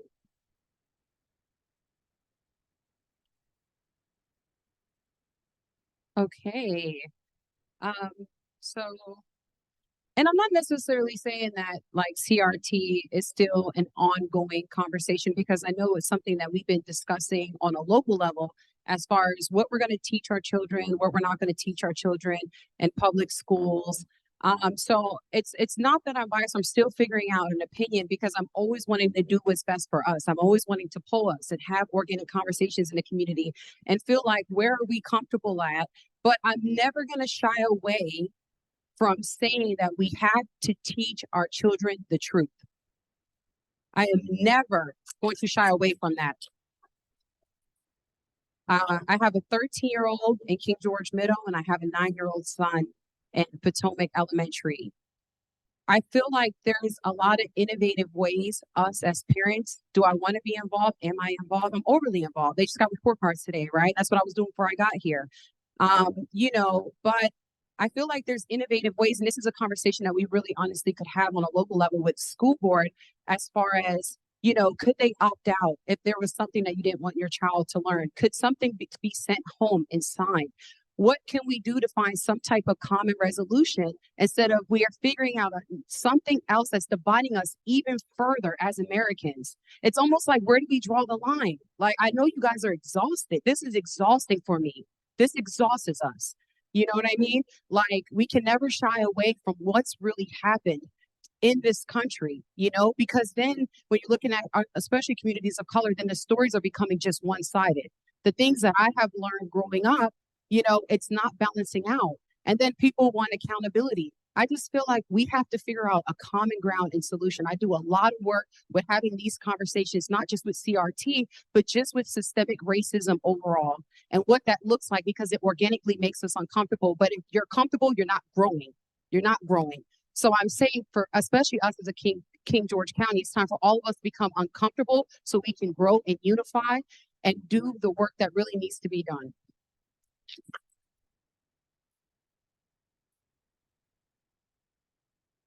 My training and during my career with the Department of Defense, I was an historian. I believe in the truth. I believe that we owe it to our children to teach them the truth. Yes, I think that the parents, if they really want to opt their children out, that is their right.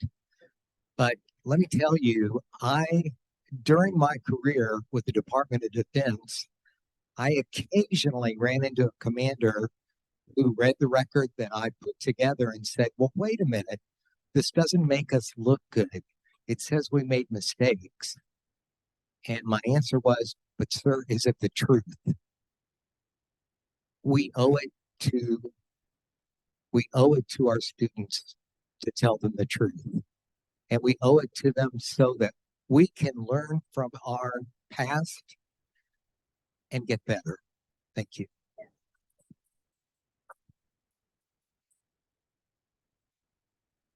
Critical race theory is kind of like woke. 99% of Americans don't know what the heck it is or how to describe it. Isn't that crazy? Critical race theory is a legal theory taught at the college level. They are not teaching critical race theory in our elementary and high school, unless you go to the Loudoun County School Board meeting and then everybody watches the same TV show and they all think it is being taught. Very, very important. We do, like John says, we do need to teach truth and honesty.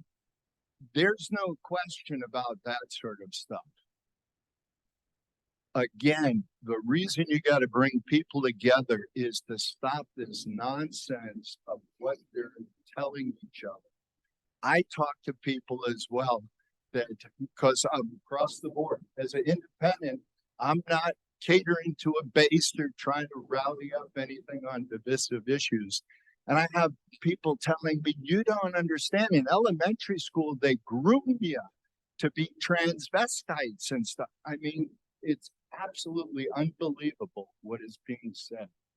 So again, stepping back to truth, if people would understand what critical race theory really is, it is a college level course. It is not being taught in there. We really have got to have a system where if anybody says anything about things, we need to get the kids to speak up and say, this is what they are and are not teaching us.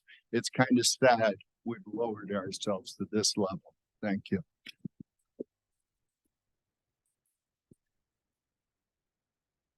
Our next question is both for Sheriff Giles and the Board of Supervisor candidates. Drugs are an increasing problem in our schools. What's your plan to resolve this issue in the coming years? A plan to resolve in the coming years. Well, I really need the assistance of the schools to help me out because my school resource officer is constantly finding violations and the school administration doesn't want to push it forward and juvenile intake doesn't want to push it forward as well.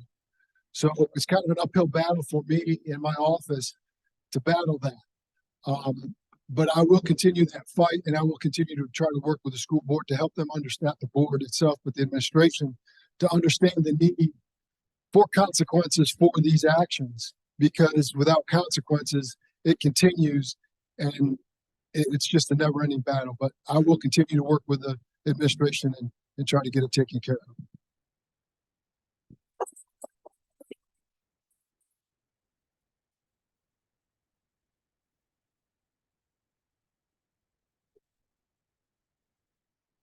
Sorry. So from the Board of Supervisors perspective, I think this falls more under the Sheriff's Department and the school board. It's unfortunate we don't have any school board rep, our candidates here to speak about this. But at the end of the day, the sheriff or in the schools would come to us with any concerns they have from an enforcement and policy perspective. And if there's a need for more positions in order to address these kinds of challenges in the schools, then that would be where we probably have the most impact in order to entertain providing more revenue or more funds for funding those positions. And so I would work with our sheriff and with the school board to understand what their needs are and to make sure that they're met in order to address the concerns. And I think at the end of the day, the policies would though come from the school board and their efforts to address those kinds of challenges. Thank you. I have one more thing, and I appreciate you whispering that to her because I heard you. And the parents need to be educated. Okay, because that's where it starts. It starts with the parents and works its way from there. So thank you for reminding me of that.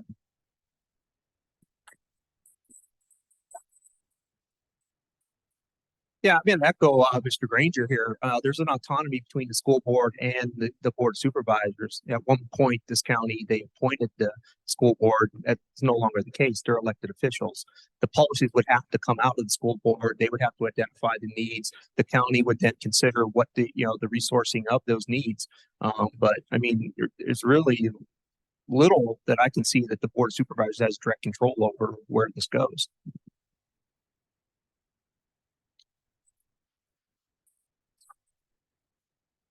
We don't have a lot of role in it, but I live in this community, so I can speak to it a little bit. The kids just aren't held accountable for anything anymore.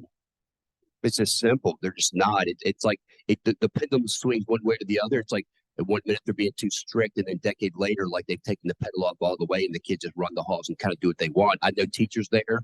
My son goes there, and it's just certain things like where does this work in life? Like they don't do their homework. And then 3 weeks later, I'm asking my kid, I'm like, hey, did you turn that assignment in? He goes, nah, my teacher said I got to the end of the, where else? I mean, really, where does that work in life, anywhere else in your life? We're not training kids to be successful at all by not holding them accountable for their actions and what they're doing. It's like, you show up, hey, you go to your job. Whenever you get around to doing it, we're not setting them up for success. Therefore, they have no respect for authority. If you have no respect for authority, at the end of the day, you really have no respect for yourself.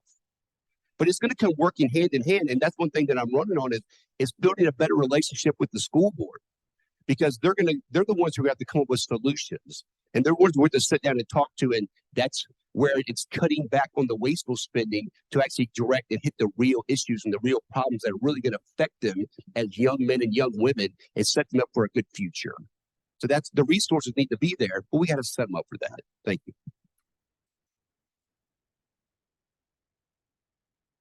So there's a common theme here. I also feel like we need to be very careful not to usurp the authority of the school board, stay in our swim lane.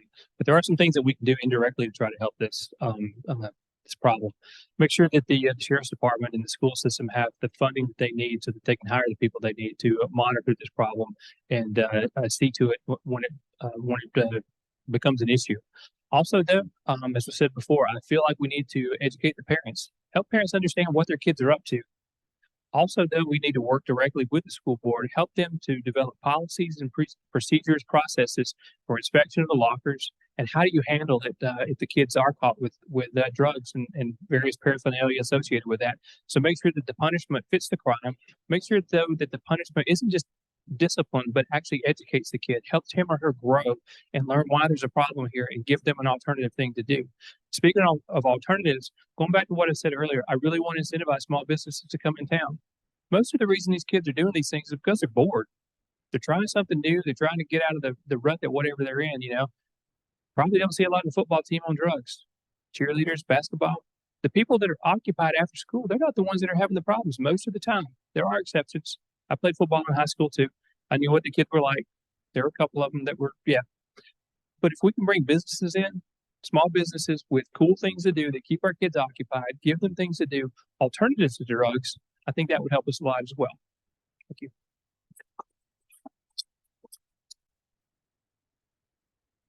So as a school board member, I've seen some of this come through the schools, right? We have student disciplinary hearings and things of the sort, and topics such as drugs in our school are an ongoing subject.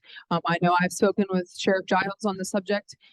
There are, I might have a different approach to this answer than how are the board of supervisors or the sheriff's office or the schools going to handle the situation, improve the situation. There's a big theme with education these days about how we want parent involvement, and parents need to be engaged in the schools and engaged in what's going on in their children's lives. Throughout COVID, we heard a lot about, right, like when the schools were closed, how so many students rely on the services in our schools for many basic needs. And what's interesting to me is as we come out of that, and we've come out of where, COVID had us in a situation where we want our kids in schools because they need the support, to back out now. And while we've kind of swung the pendulum and we're frustrated with the schools, and parents really need to have more control over that. And then we swing back to, well, our schools need to fix our drug problems. And I think what needs to change, yes, there are policies and there are practices and there's education for parents. That's a big piece of it. I know there was an education in an evening last year, I believe, that the schools that were held to educate parents on the dangers of things like marijuana, right? And there are challenges with that because that's new. It's coming out. It's legal in some places. It's not legal in others. You can get medical marijuana. There are a lot of challenges, right? And kids are really confused and they don't know what all that means. So they see it's legal. So why can't they do it? People smoke cigarettes. So what do we need? We need education. And it starts, and really, frankly, in my opinion, in the community level, right? We see all of these challenges. We want our schools to fix everything. We want our schools to feed our students. We want them to teach them that drugs are bad. We want them to do all these millions of things that we also need as community members to be doing. So we need to all be looking out, and we need it in our schools, but we as parents need to be engaged and encourage those around us to be engaged.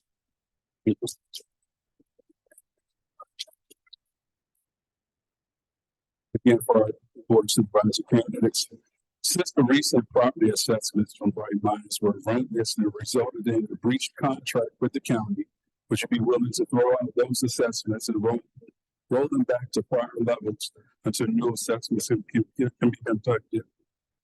If you're an incumbent, why did you let the erroneous assessments stand? We'll start back with Ms. Gonzalez and working with him.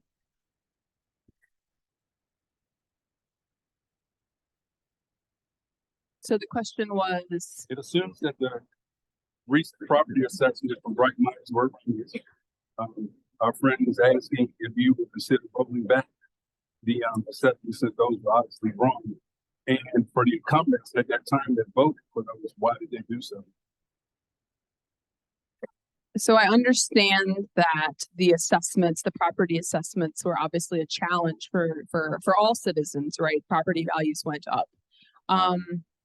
I, as a candidate, I'm also currently on the board. I can't say that I have all of the information about how the assessments were rolled out. I've heard a lot of different things about the challenges and maybe perhaps that it wasn't handled appropriately and the assessments weren't accurate.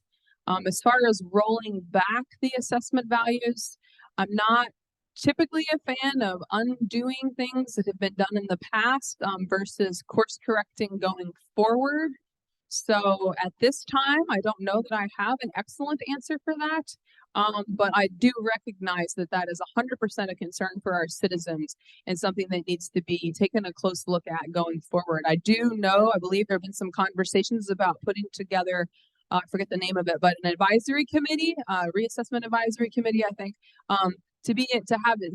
provide citizens an opportunity to be engaged and be a part of that process to make sure that process for assessing property values is in fact accurate and appropriate and handled appropriately so that we don't have these issues going forward.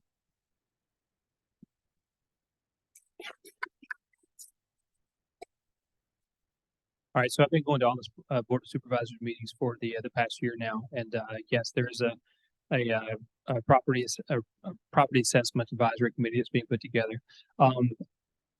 If you don't know, your property values were assessed. The person that did that, he went out of business. Adjacent counties basically tossed it out. He went out of business, moved down to North Carolina because he couldn't get anybody to hire him here. That's how screwed up his process was. So with that, your property values went up by about 30 to 50% across the board. And on top of that, the board increased your property taxes by 4 cents per $100 back in June.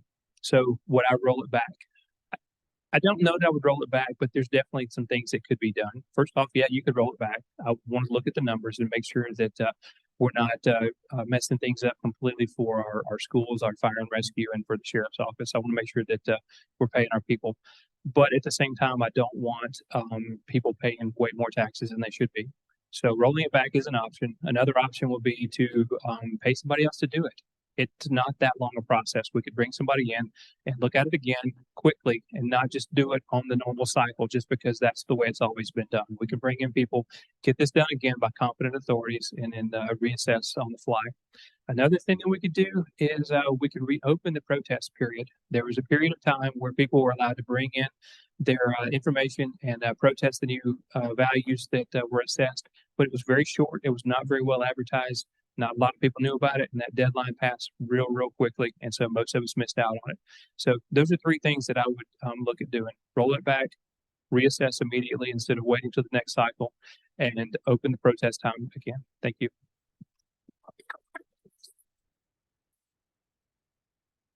What that goes right in with the transparency thing that I was talking about, because a lot of people don't know that there were several counties around us that used the same person in those counties when those assessments came in, just with this is garbage, and they just threw them out. Our county said, let's take them. I don't know why, but they didn't. I can't answer for that. But some of them later down the line said I probably shouldn't have done that. Okay, well, it's a little bit too late now. But what they could have done, they could have extended that period of time where people could have went basically and had the properties reassessed to have those properties set up properly. But they didn't do that. And it wasn't well advertised because how many people knew that they could do that? Most people did not know they could do that until after it was too late. So they went before the board and started complaining, and then they would let them know, well, you had this period of time you could have done it. Well, it was on our website. It was on our website. Like, you should be actively reaching out to your constituents. You represent the people of King George County. There should be town halls where you come out from behind your little table back there and actually get up on the floor and meet with people, whether it's at a church or a community center or wherever you want to do it, and have people ask the tough questions, and you can educate them and say, look, you guys had this opportunity to go do this, have this stuff reassessed so you can get it fixed. But no one knew about that. It was too late. When I rolled it back, you have to look at the current budget because the budget's based on that, right? So then it has to be a period of time where we're going to have to ride it out. And then, yes, we need to go back and revisit it and then budget appropriately for the future. Thank you.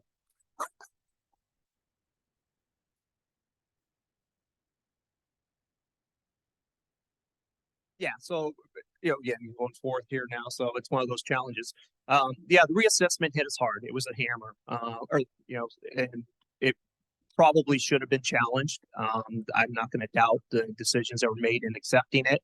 Rolling it back is going to take time to, just readjust it, balance the budgets out again. We're 2 years into it. It's a 5-year cycle.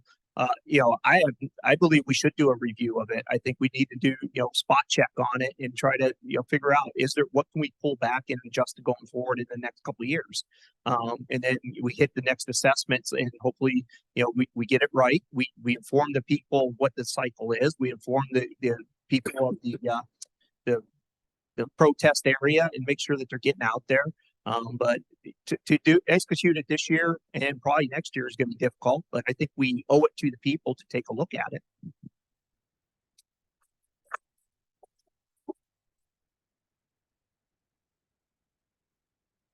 So yes, there were pretty significant jumps in the assessments for all the properties. There's on average about 30%. So the process for the reassessments is they do occur every 4 years. From a perspective of rolling back, they're in place. So that's not really an option at this point to say I'm going to roll them out back. You could do a reassessment earlier, as Mr. Solons had mentioned, and that certainly is a very reasonable option that we could look to do now. And the way it has worked historically in King George is the contract is actually administered by the Commissioner of the Revenue's office. And so just with getting the information and understanding whether it was good or not, the feedback that we had was what we had. And so we've looked at it as well and said, hey, there were some challenges and we should look to address that and put more eyes on this. And so that is, as Ms. Gonzalez brought up, the reassessment committee is in order to bring people in who have expertise in that area, who are in real estate and those kinds of fields, who are going to also put eyes on it as the reassessment process goes on in order to make the decision, is this good or is this bad, in order to help the board be informed about what is the right way forward is. So, but I would be willing to entertain moving forward with an earlier reassessment to take a look at it again. Thank you.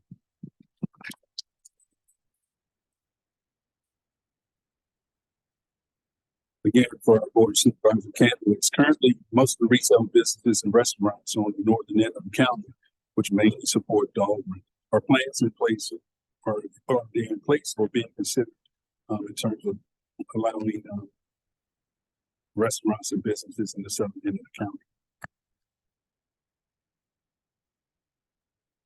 So at the end of the day, economic development and businesses coming in, it's the business's purview and to make a decision if they want to come into a certain area. So as it was brought up down in the Dahlgren area, there is a number of restaurants that have gone in, and obviously that's being driven by the number of people that are available during the week there from the base that are going to be going to patron those businesses. So it's really, at the end of the day, you're going to be looking at rooftops in order to make a justification from a business's perspective about where they're going to locate.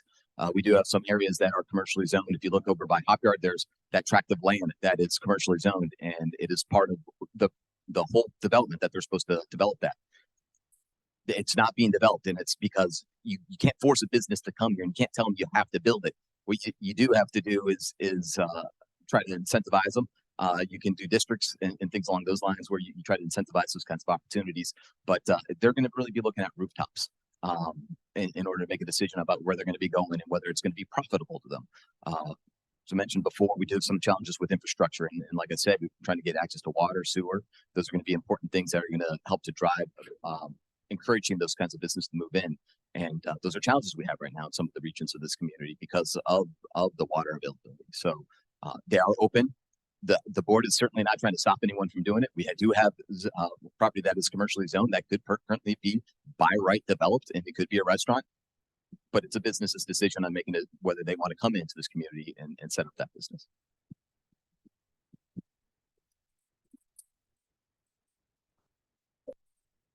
Yeah, absolutely agree. We have these economic development areas that have been designated. We have incentive programs.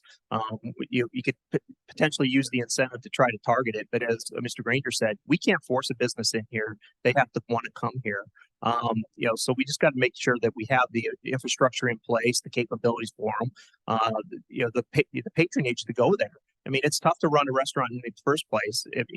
But you got to get the number of heads into the building in order to get the profit out of the building. So unless we can have the areas developed and ready for them, they're not going to come. But we can use the incentive programs to try to encourage them. You know, I heard somebody told me it took 15 years for them to get Chick-fil-A here. You didn't get Chick-fil-A here. They waited for the rooftops to be here. They waited for the traffic to be there, and that's what brought them here. You know, we can ask for it. It doesn't mean they're going to come.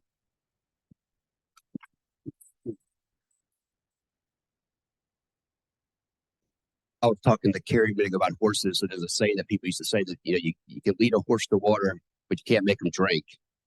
And my dad used to always say, well, if you put salt in his oat, you can, right?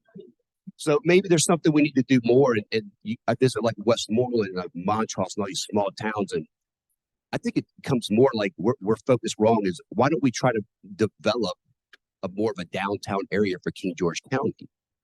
A place where that would want, or business would want to set up there. Like we are a tourist attraction waiting to happen, in case you don't know. Beds and breakfast, and we have, you know, George Washington Street and Bell Grove and, you know, Robbie Lee. And there's so much history here. People come here for that already. They come into our restaurant. I talk to them. I see them.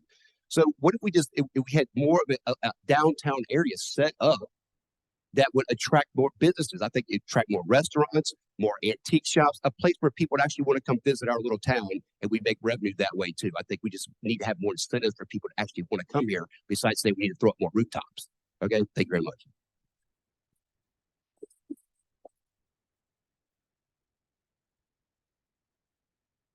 Okay, so on that note, we can't force businesses to come here. Obviously, we can incentivize it. We can try to draw them in. We can certainly drive them out too. And we've got a reputation as a county of being very, very hard on small businesses, both to come in and very hard on businesses that are already here. So we got to come up with some incentives to actually bring them in and keep them, help them not just survive, but thrive here. And again, we want businesses that actually enrich the county culturally, not just fiscally. Give our kids something to do. Now, that being said, as far as the location, most businesses are going to go where their other businesses located because, I mean, what we do as people, we congregate with people we know, and we hang out with our friends, and we tend to gather together. There's not a lot of lone people that wander around doing their own thing. Businesses are going to be the same way.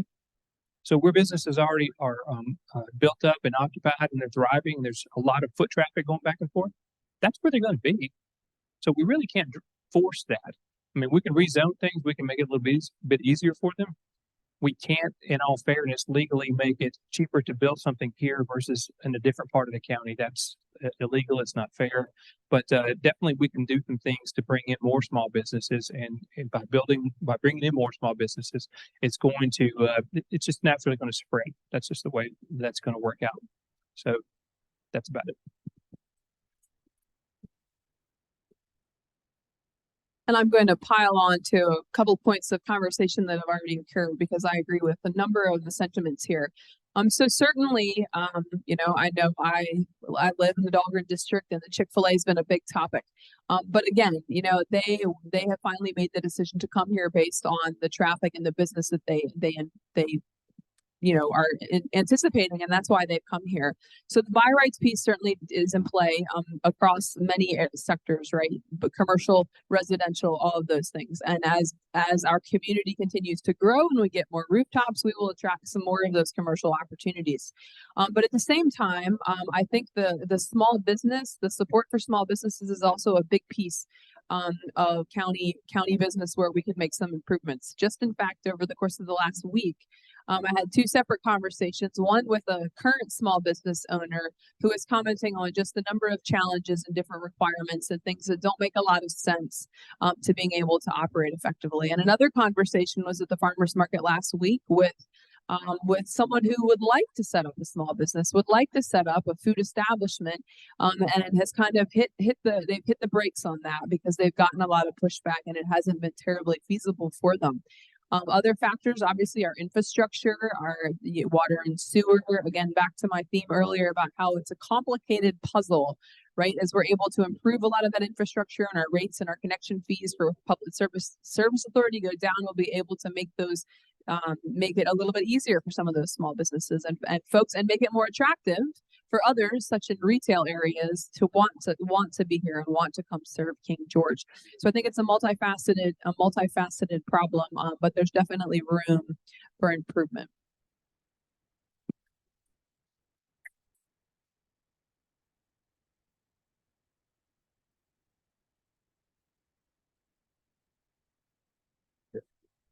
got one, just a yes, no, pretty much question as we go through, and I'll start with the state, and we're gonna go to our last.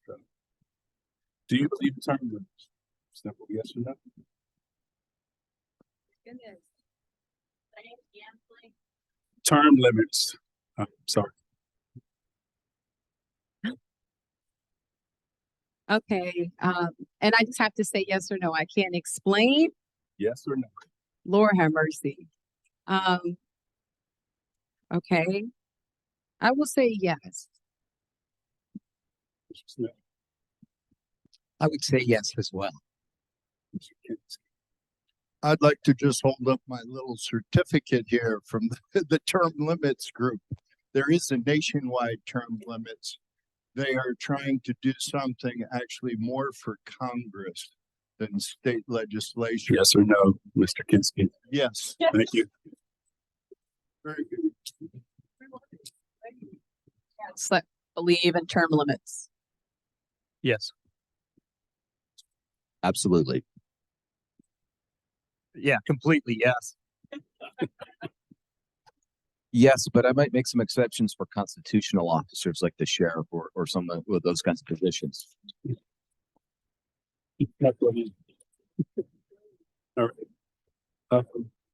We're winding down because I have to give these candidates an opportunity to make their closing addresses. Yeah, it's just you guys. Just board of supervisors within the state. That's all I was looking for there. I'm going to end it with that. There were several questions that I wasn't able to get to. You can feel free to ask these candidates when they depart, but I want to be respectful to each one of them and give them an opportunity to make closing statements with the time that we're allotted here. So I'll start with Mr. Giles. Again, I'd like to thank the NAACP for allowing me to be here tonight or inviting me.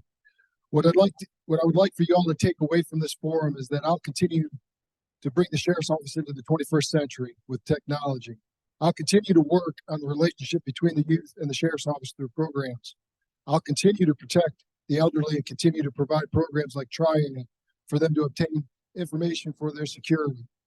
I will pay attention to the ever-increasing traffic problems in the county and focus on traffic enforcement. I will watch the vape shops popping up around the county and ensure they're following all the laws appropriately. And I'll continue the fight against illegal narcotics. I will pay attention to the increase in population and adjust my office accordingly. I'll keep the lines of communications open between the citizens and the sheriff's office. And again, I want to thank you, and it's truly been an honor to serve as your sheriff the past 4 years. And I'm looking forward to the next. May God bless and safeguard King George County.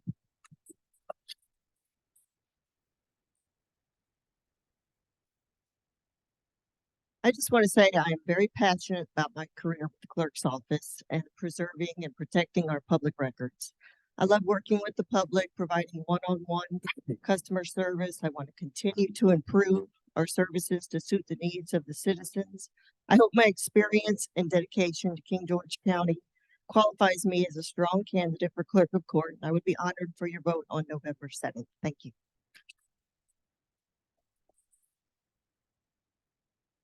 Thank you all for taking your time to come tonight. I look forward to my upcoming role as Commissioner of the Revenue, and I look forward to serving the citizens of King George County. I promise to listen and provide the best possible help to all that visit my office and work hard to resolve any issues that arise.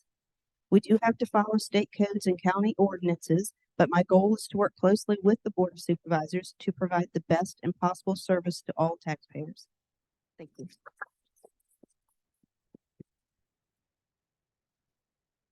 So again, I'd like to say thank you to the NAACP for running the event, as well as to Dahlgren and Mary Washington here to actually host the event, provided for citizens and us candidates to be able to come out and meet with you. So I will look forward to the opportunity to continue to serve and to continue to meet the needs of this community as I work with the other departments that are in this community, whether it's the Sheriff's Department, whether it's the Fire and Rescue Department, whether it's Commissioner of Revenues, the Treasurer, or the schools, in order to make sure that your needs are met, so that when you make a phone call to 911, that they have the staff in place, that someone will come out, Fire and Rescue will come out, Sheriff's Department will come out, that when your kids go into the schools, that then when they come out, they are ready and actually prepared to be productive members of society. And so those are very important aspects in making sure that those departments are getting what they need is really what our job is all about. So I really do appreciate for the last 2 terms, last 8 years that you have provided me to serve you. And I do ask that you do give me another term, and I look forward to that opportunity. Thank you.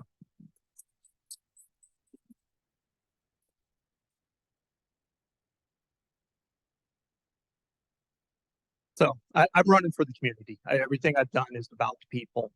I have no affiliation with or influence by any organization, special interests, or partisan groups. I have no business interests. I have declined every invitation to date to seek endorsements and have accepted no campaign contributions.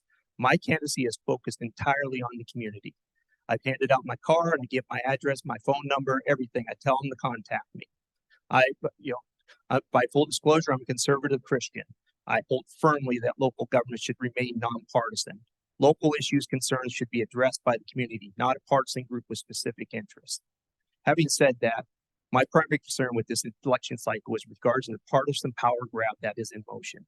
Since transparency is a common theme from this election cycle, my observation is that we have 3 candidates working in direct collusion, 2 of which accepting campaign funding from a seated member of the Board of Supervisors. By observation and definition, it's a good old boy network. The resulting effect is a small group of like-minded individuals making determinations that serve their own interests and favored. If it takes hold, it's difficult to undo. It's likely to destroy and stagnate the community. And to be quite blunt, the county business needs to be done at the government building, not the fellowship center. With that, I will close. I thank you for this opportunity. I've truly enjoyed talking with those I've had the pleasure of meeting thus far along the campaign trail. And I look forward to talking with those I haven't yet had the opportunity. I encourage each of you to research the respective candidates and determine what fits best for you. Most importantly, vote.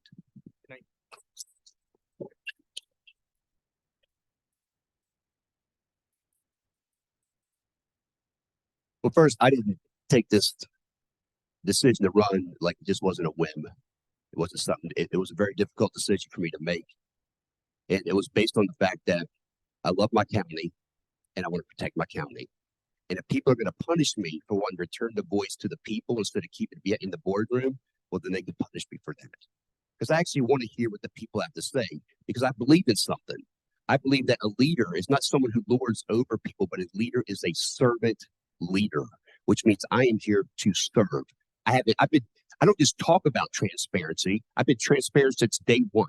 Every bit of my material tells you who I am. It does say Christian conservative on it. Christian is not a religion. It speaks to my core values of not to lie, of not to steal, not to lord over people, but to include people in decisions and to treat everyone equally. Conservative speaks to the fact that I'm supposed to be a good steward with your tax money, just not spend it fluently, just throw it out the window and say, oh, this for this, and spend $8,000 on some desk at the library just to throw a computer on. Why not have the shop class make that? Why not go there and say, hey, the shop class, why don't you make us a table for the library and put a little plaque on it and say this was made by class 19 or 2024? Why not do that? Why not use our resources that we have and celebrate our children at the same time in our community and give them something to live for here?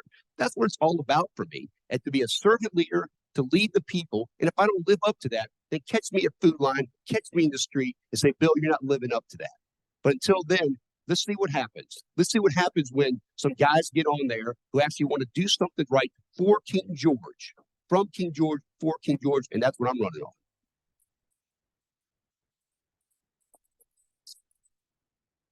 Thanks again, everyone who made this event happen tonight. My goals for the job are simple. I want to serve all the residents of King George. It's my home, so I want to serve. By the time the election occurs, I will have attended every Board of Supervisors meeting for over a year. I will have met with the sheriff, the fire chief, all the county department heads, as well as the superintendent of schools, to learn all aspects of county government, not just the school board. I'm running on 4 pillars. First, fiscal responsibility. We got to stop spending money that we don't have. We've got to actually live within our means. My opponent has already said that she wants to raise taxes. I don't, and I've demonstrated tonight that I've got a plan not to do that. I want to do smart metered growth. I want to maintain our rural feel, just like everybody else does. But I recognize that a lot of growth is coming. We need to manage that and use it accordingly so that we can get the most return on investment for our county. Transparency and communication. Many if not all of the Board of Supervisors meetings that I've attended have ended at some point with a closed door session, just like with the school board under my opponent's leadership. We've got to get the government back out in front of the county. Let all of us participate in this. It is a participatorial event. We all have to be a part of it. Finally, engagement. I go where I'm invited. I've been to the Tea Party. I've been to the Democrat committee. I've been to the Republican committee. I've been to the NAACP. Wherever people are meeting and talking about their issues, that's where I want to go because I want to represent you and take care of you. I need to know what you want, what works for you, and I want to be able to help you out. So I'll continue to have I'll continue to have town hall type meetings as well as attending all those other things throughout the term of the office as long as I'm invited, because engagement is very important to me. Finally, I'm David Solons. I'm running for the Board of Supervisors at large. It's a service thing to run to take care of all the county citizens. It's what I've done all my life, and it's what I want to continue doing if you'll vote for me. Thank you.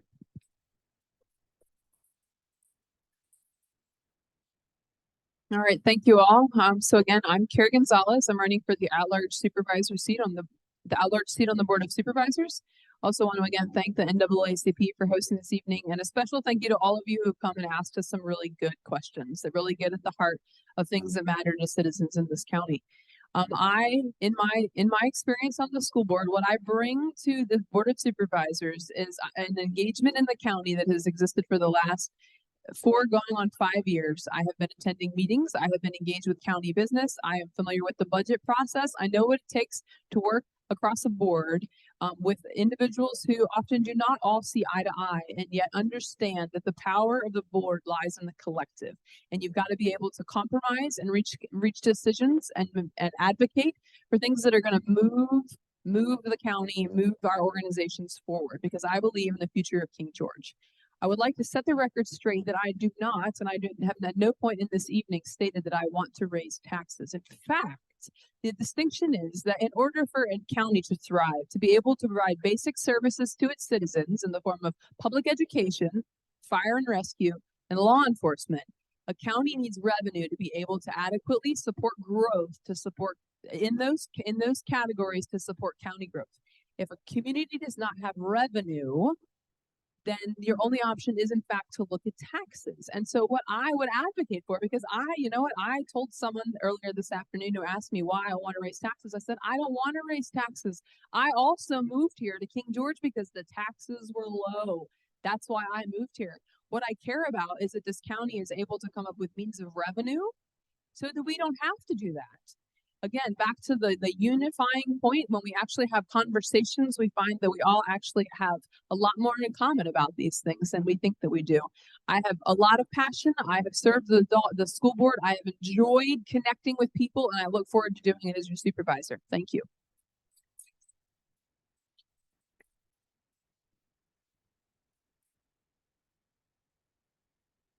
I feel so blessed to be able to live in this wonderful district, but the true resource that we have here are all the people.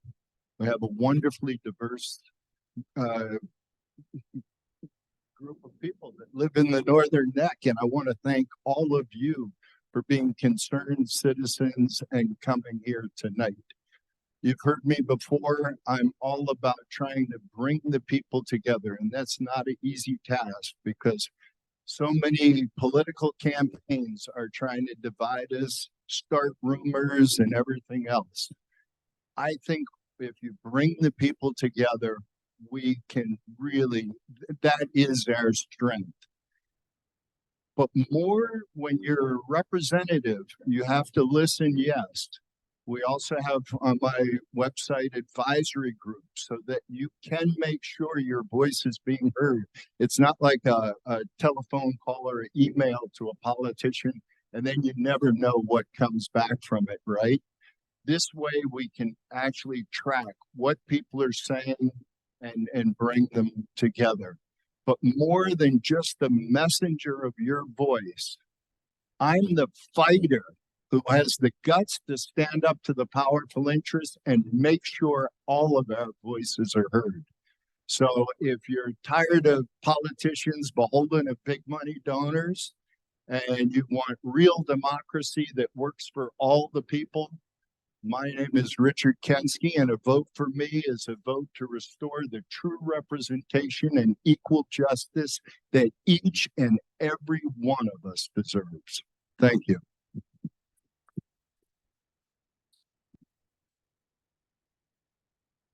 Well, once again, thanks to the NAACP for sponsoring this opportunity, not just for the candidates, but for the voters.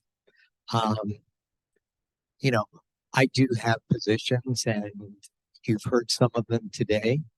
I firmly want to fund our public education and offer our teachers competitive salaries. I do want to see a new and broader vision of higher education that will offer options to students to train for and move into jobs that meet the needs of our regional employers. I do want to keep our communities, our schools, and our families safe. And these are things I believe in. But I also very much want to listen to the people of this district so they can tell me, if I'm blessed enough to be elected, they can tell me what they want from their delegate. And I look forward to any opportunity to work together in spite of party or differences of opinion so that we can seek out common ground and get things done. So I ask for your support so that we can move our Commonwealth forward and serve the people of this district. Thank you.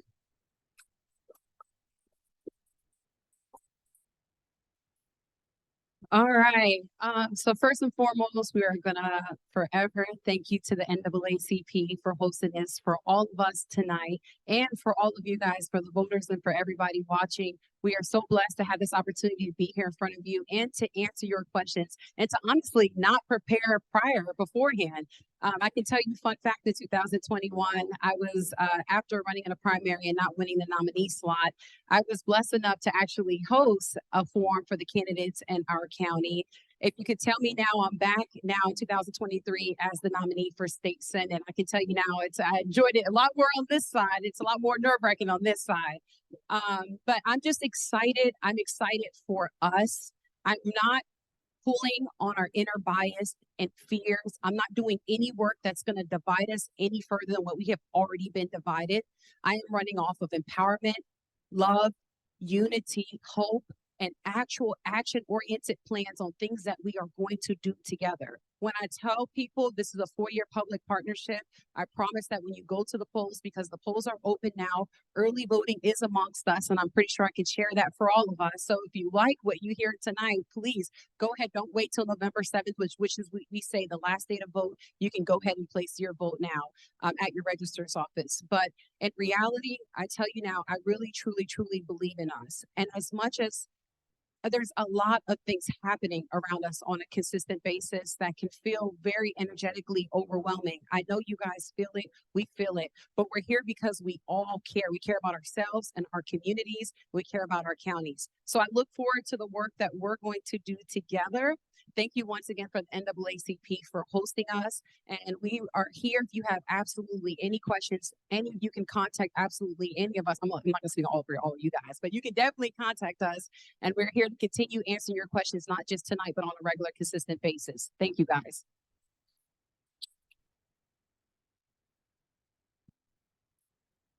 I want to take this time to, first of all, again, thank everyone who wishes to serve. It takes a lot to away from your families, from your jobs, to want to serve people in the community that sometimes, put it frankly, aren't that grateful. But we thank God that you're willing to step aside and put all the things to the forefront to help serve and to make our community better. Also, for those of us who are neighbors in the community, you've heard from their mouths what they say they will do. So again, if they're lucky to serve us, we should hold them accountable. They've said it here tonight, if we choose to vote for them. There were several people that are running for positions for one various reason or another. They're not here. But what I will say is that Mr. Stroud did try to make an attempt. He's traveling and he couldn't get back from, he's trying to get from the airport, but simply can't get here. We definitely don't want him speed through the city to try to get back here to be with us tonight. But I will say that again, it's been a pleasure to moderate, but at the same time, I'm a citizen of this county and I have a vote. And when I cast my vote, I'm expecting you guys to do what you say you're going to do. A lot have been here. I wasn't born in this county. I was born in Northern Virginia. I moved here 16 years ago, but I hunted in this county since I was like 7 years old. So I'm familiar with what goes on. And I also know a lot of people say a lot of stuff and they don't do what they say they're going to do. From the State House to right there to the Ripcon building. I'm holding you accountable. And just by the fact that these folks here are here tonight, where they could have been home doing anything else, we're holding you accountable. So with that being said, again, I thank everyone for coming out tonight. I'm not sure if we have a closeout, anything to close out. We're going home. I'm hungry. I got to work tomorrow, so we're getting out of here. Again, thanks for being here.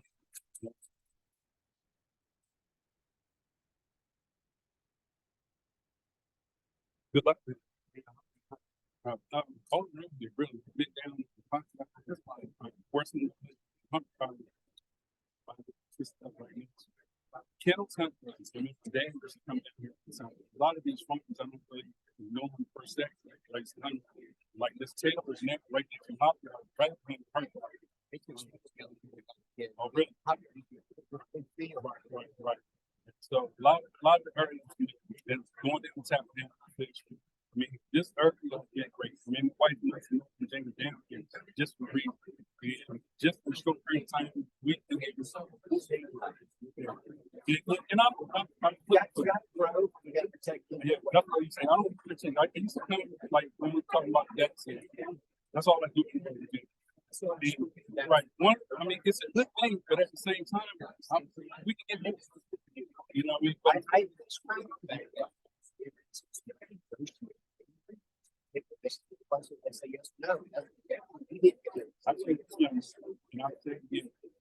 We don't have to pay us. A lot of the people that we put in places, it's like whatever night we go to church, I sleep down the wall or whatever we put in there. And now you're talking about multi-billion-dollar companies. You just dump everything. You're throwing something and you're jumping. If you don't get up things, we can get. Last time I was there, they made you have hope. They want people. We need them, but don't give away everything. You know, they want us as much. They want to get we need to trust. We need to start acting like that. We have to ask people because our family, you know, our labor and all that. We need to act like it's precious for us that we get more. I mean, it's those things kind of good for a couple hours. And that's everything. Like this developer is going to give us better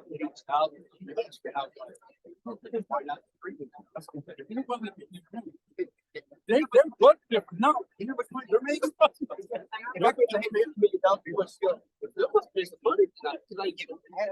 Right? I said, well, why don't you say about 40?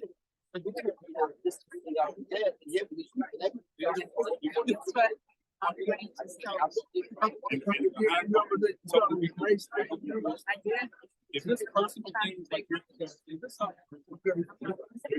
but the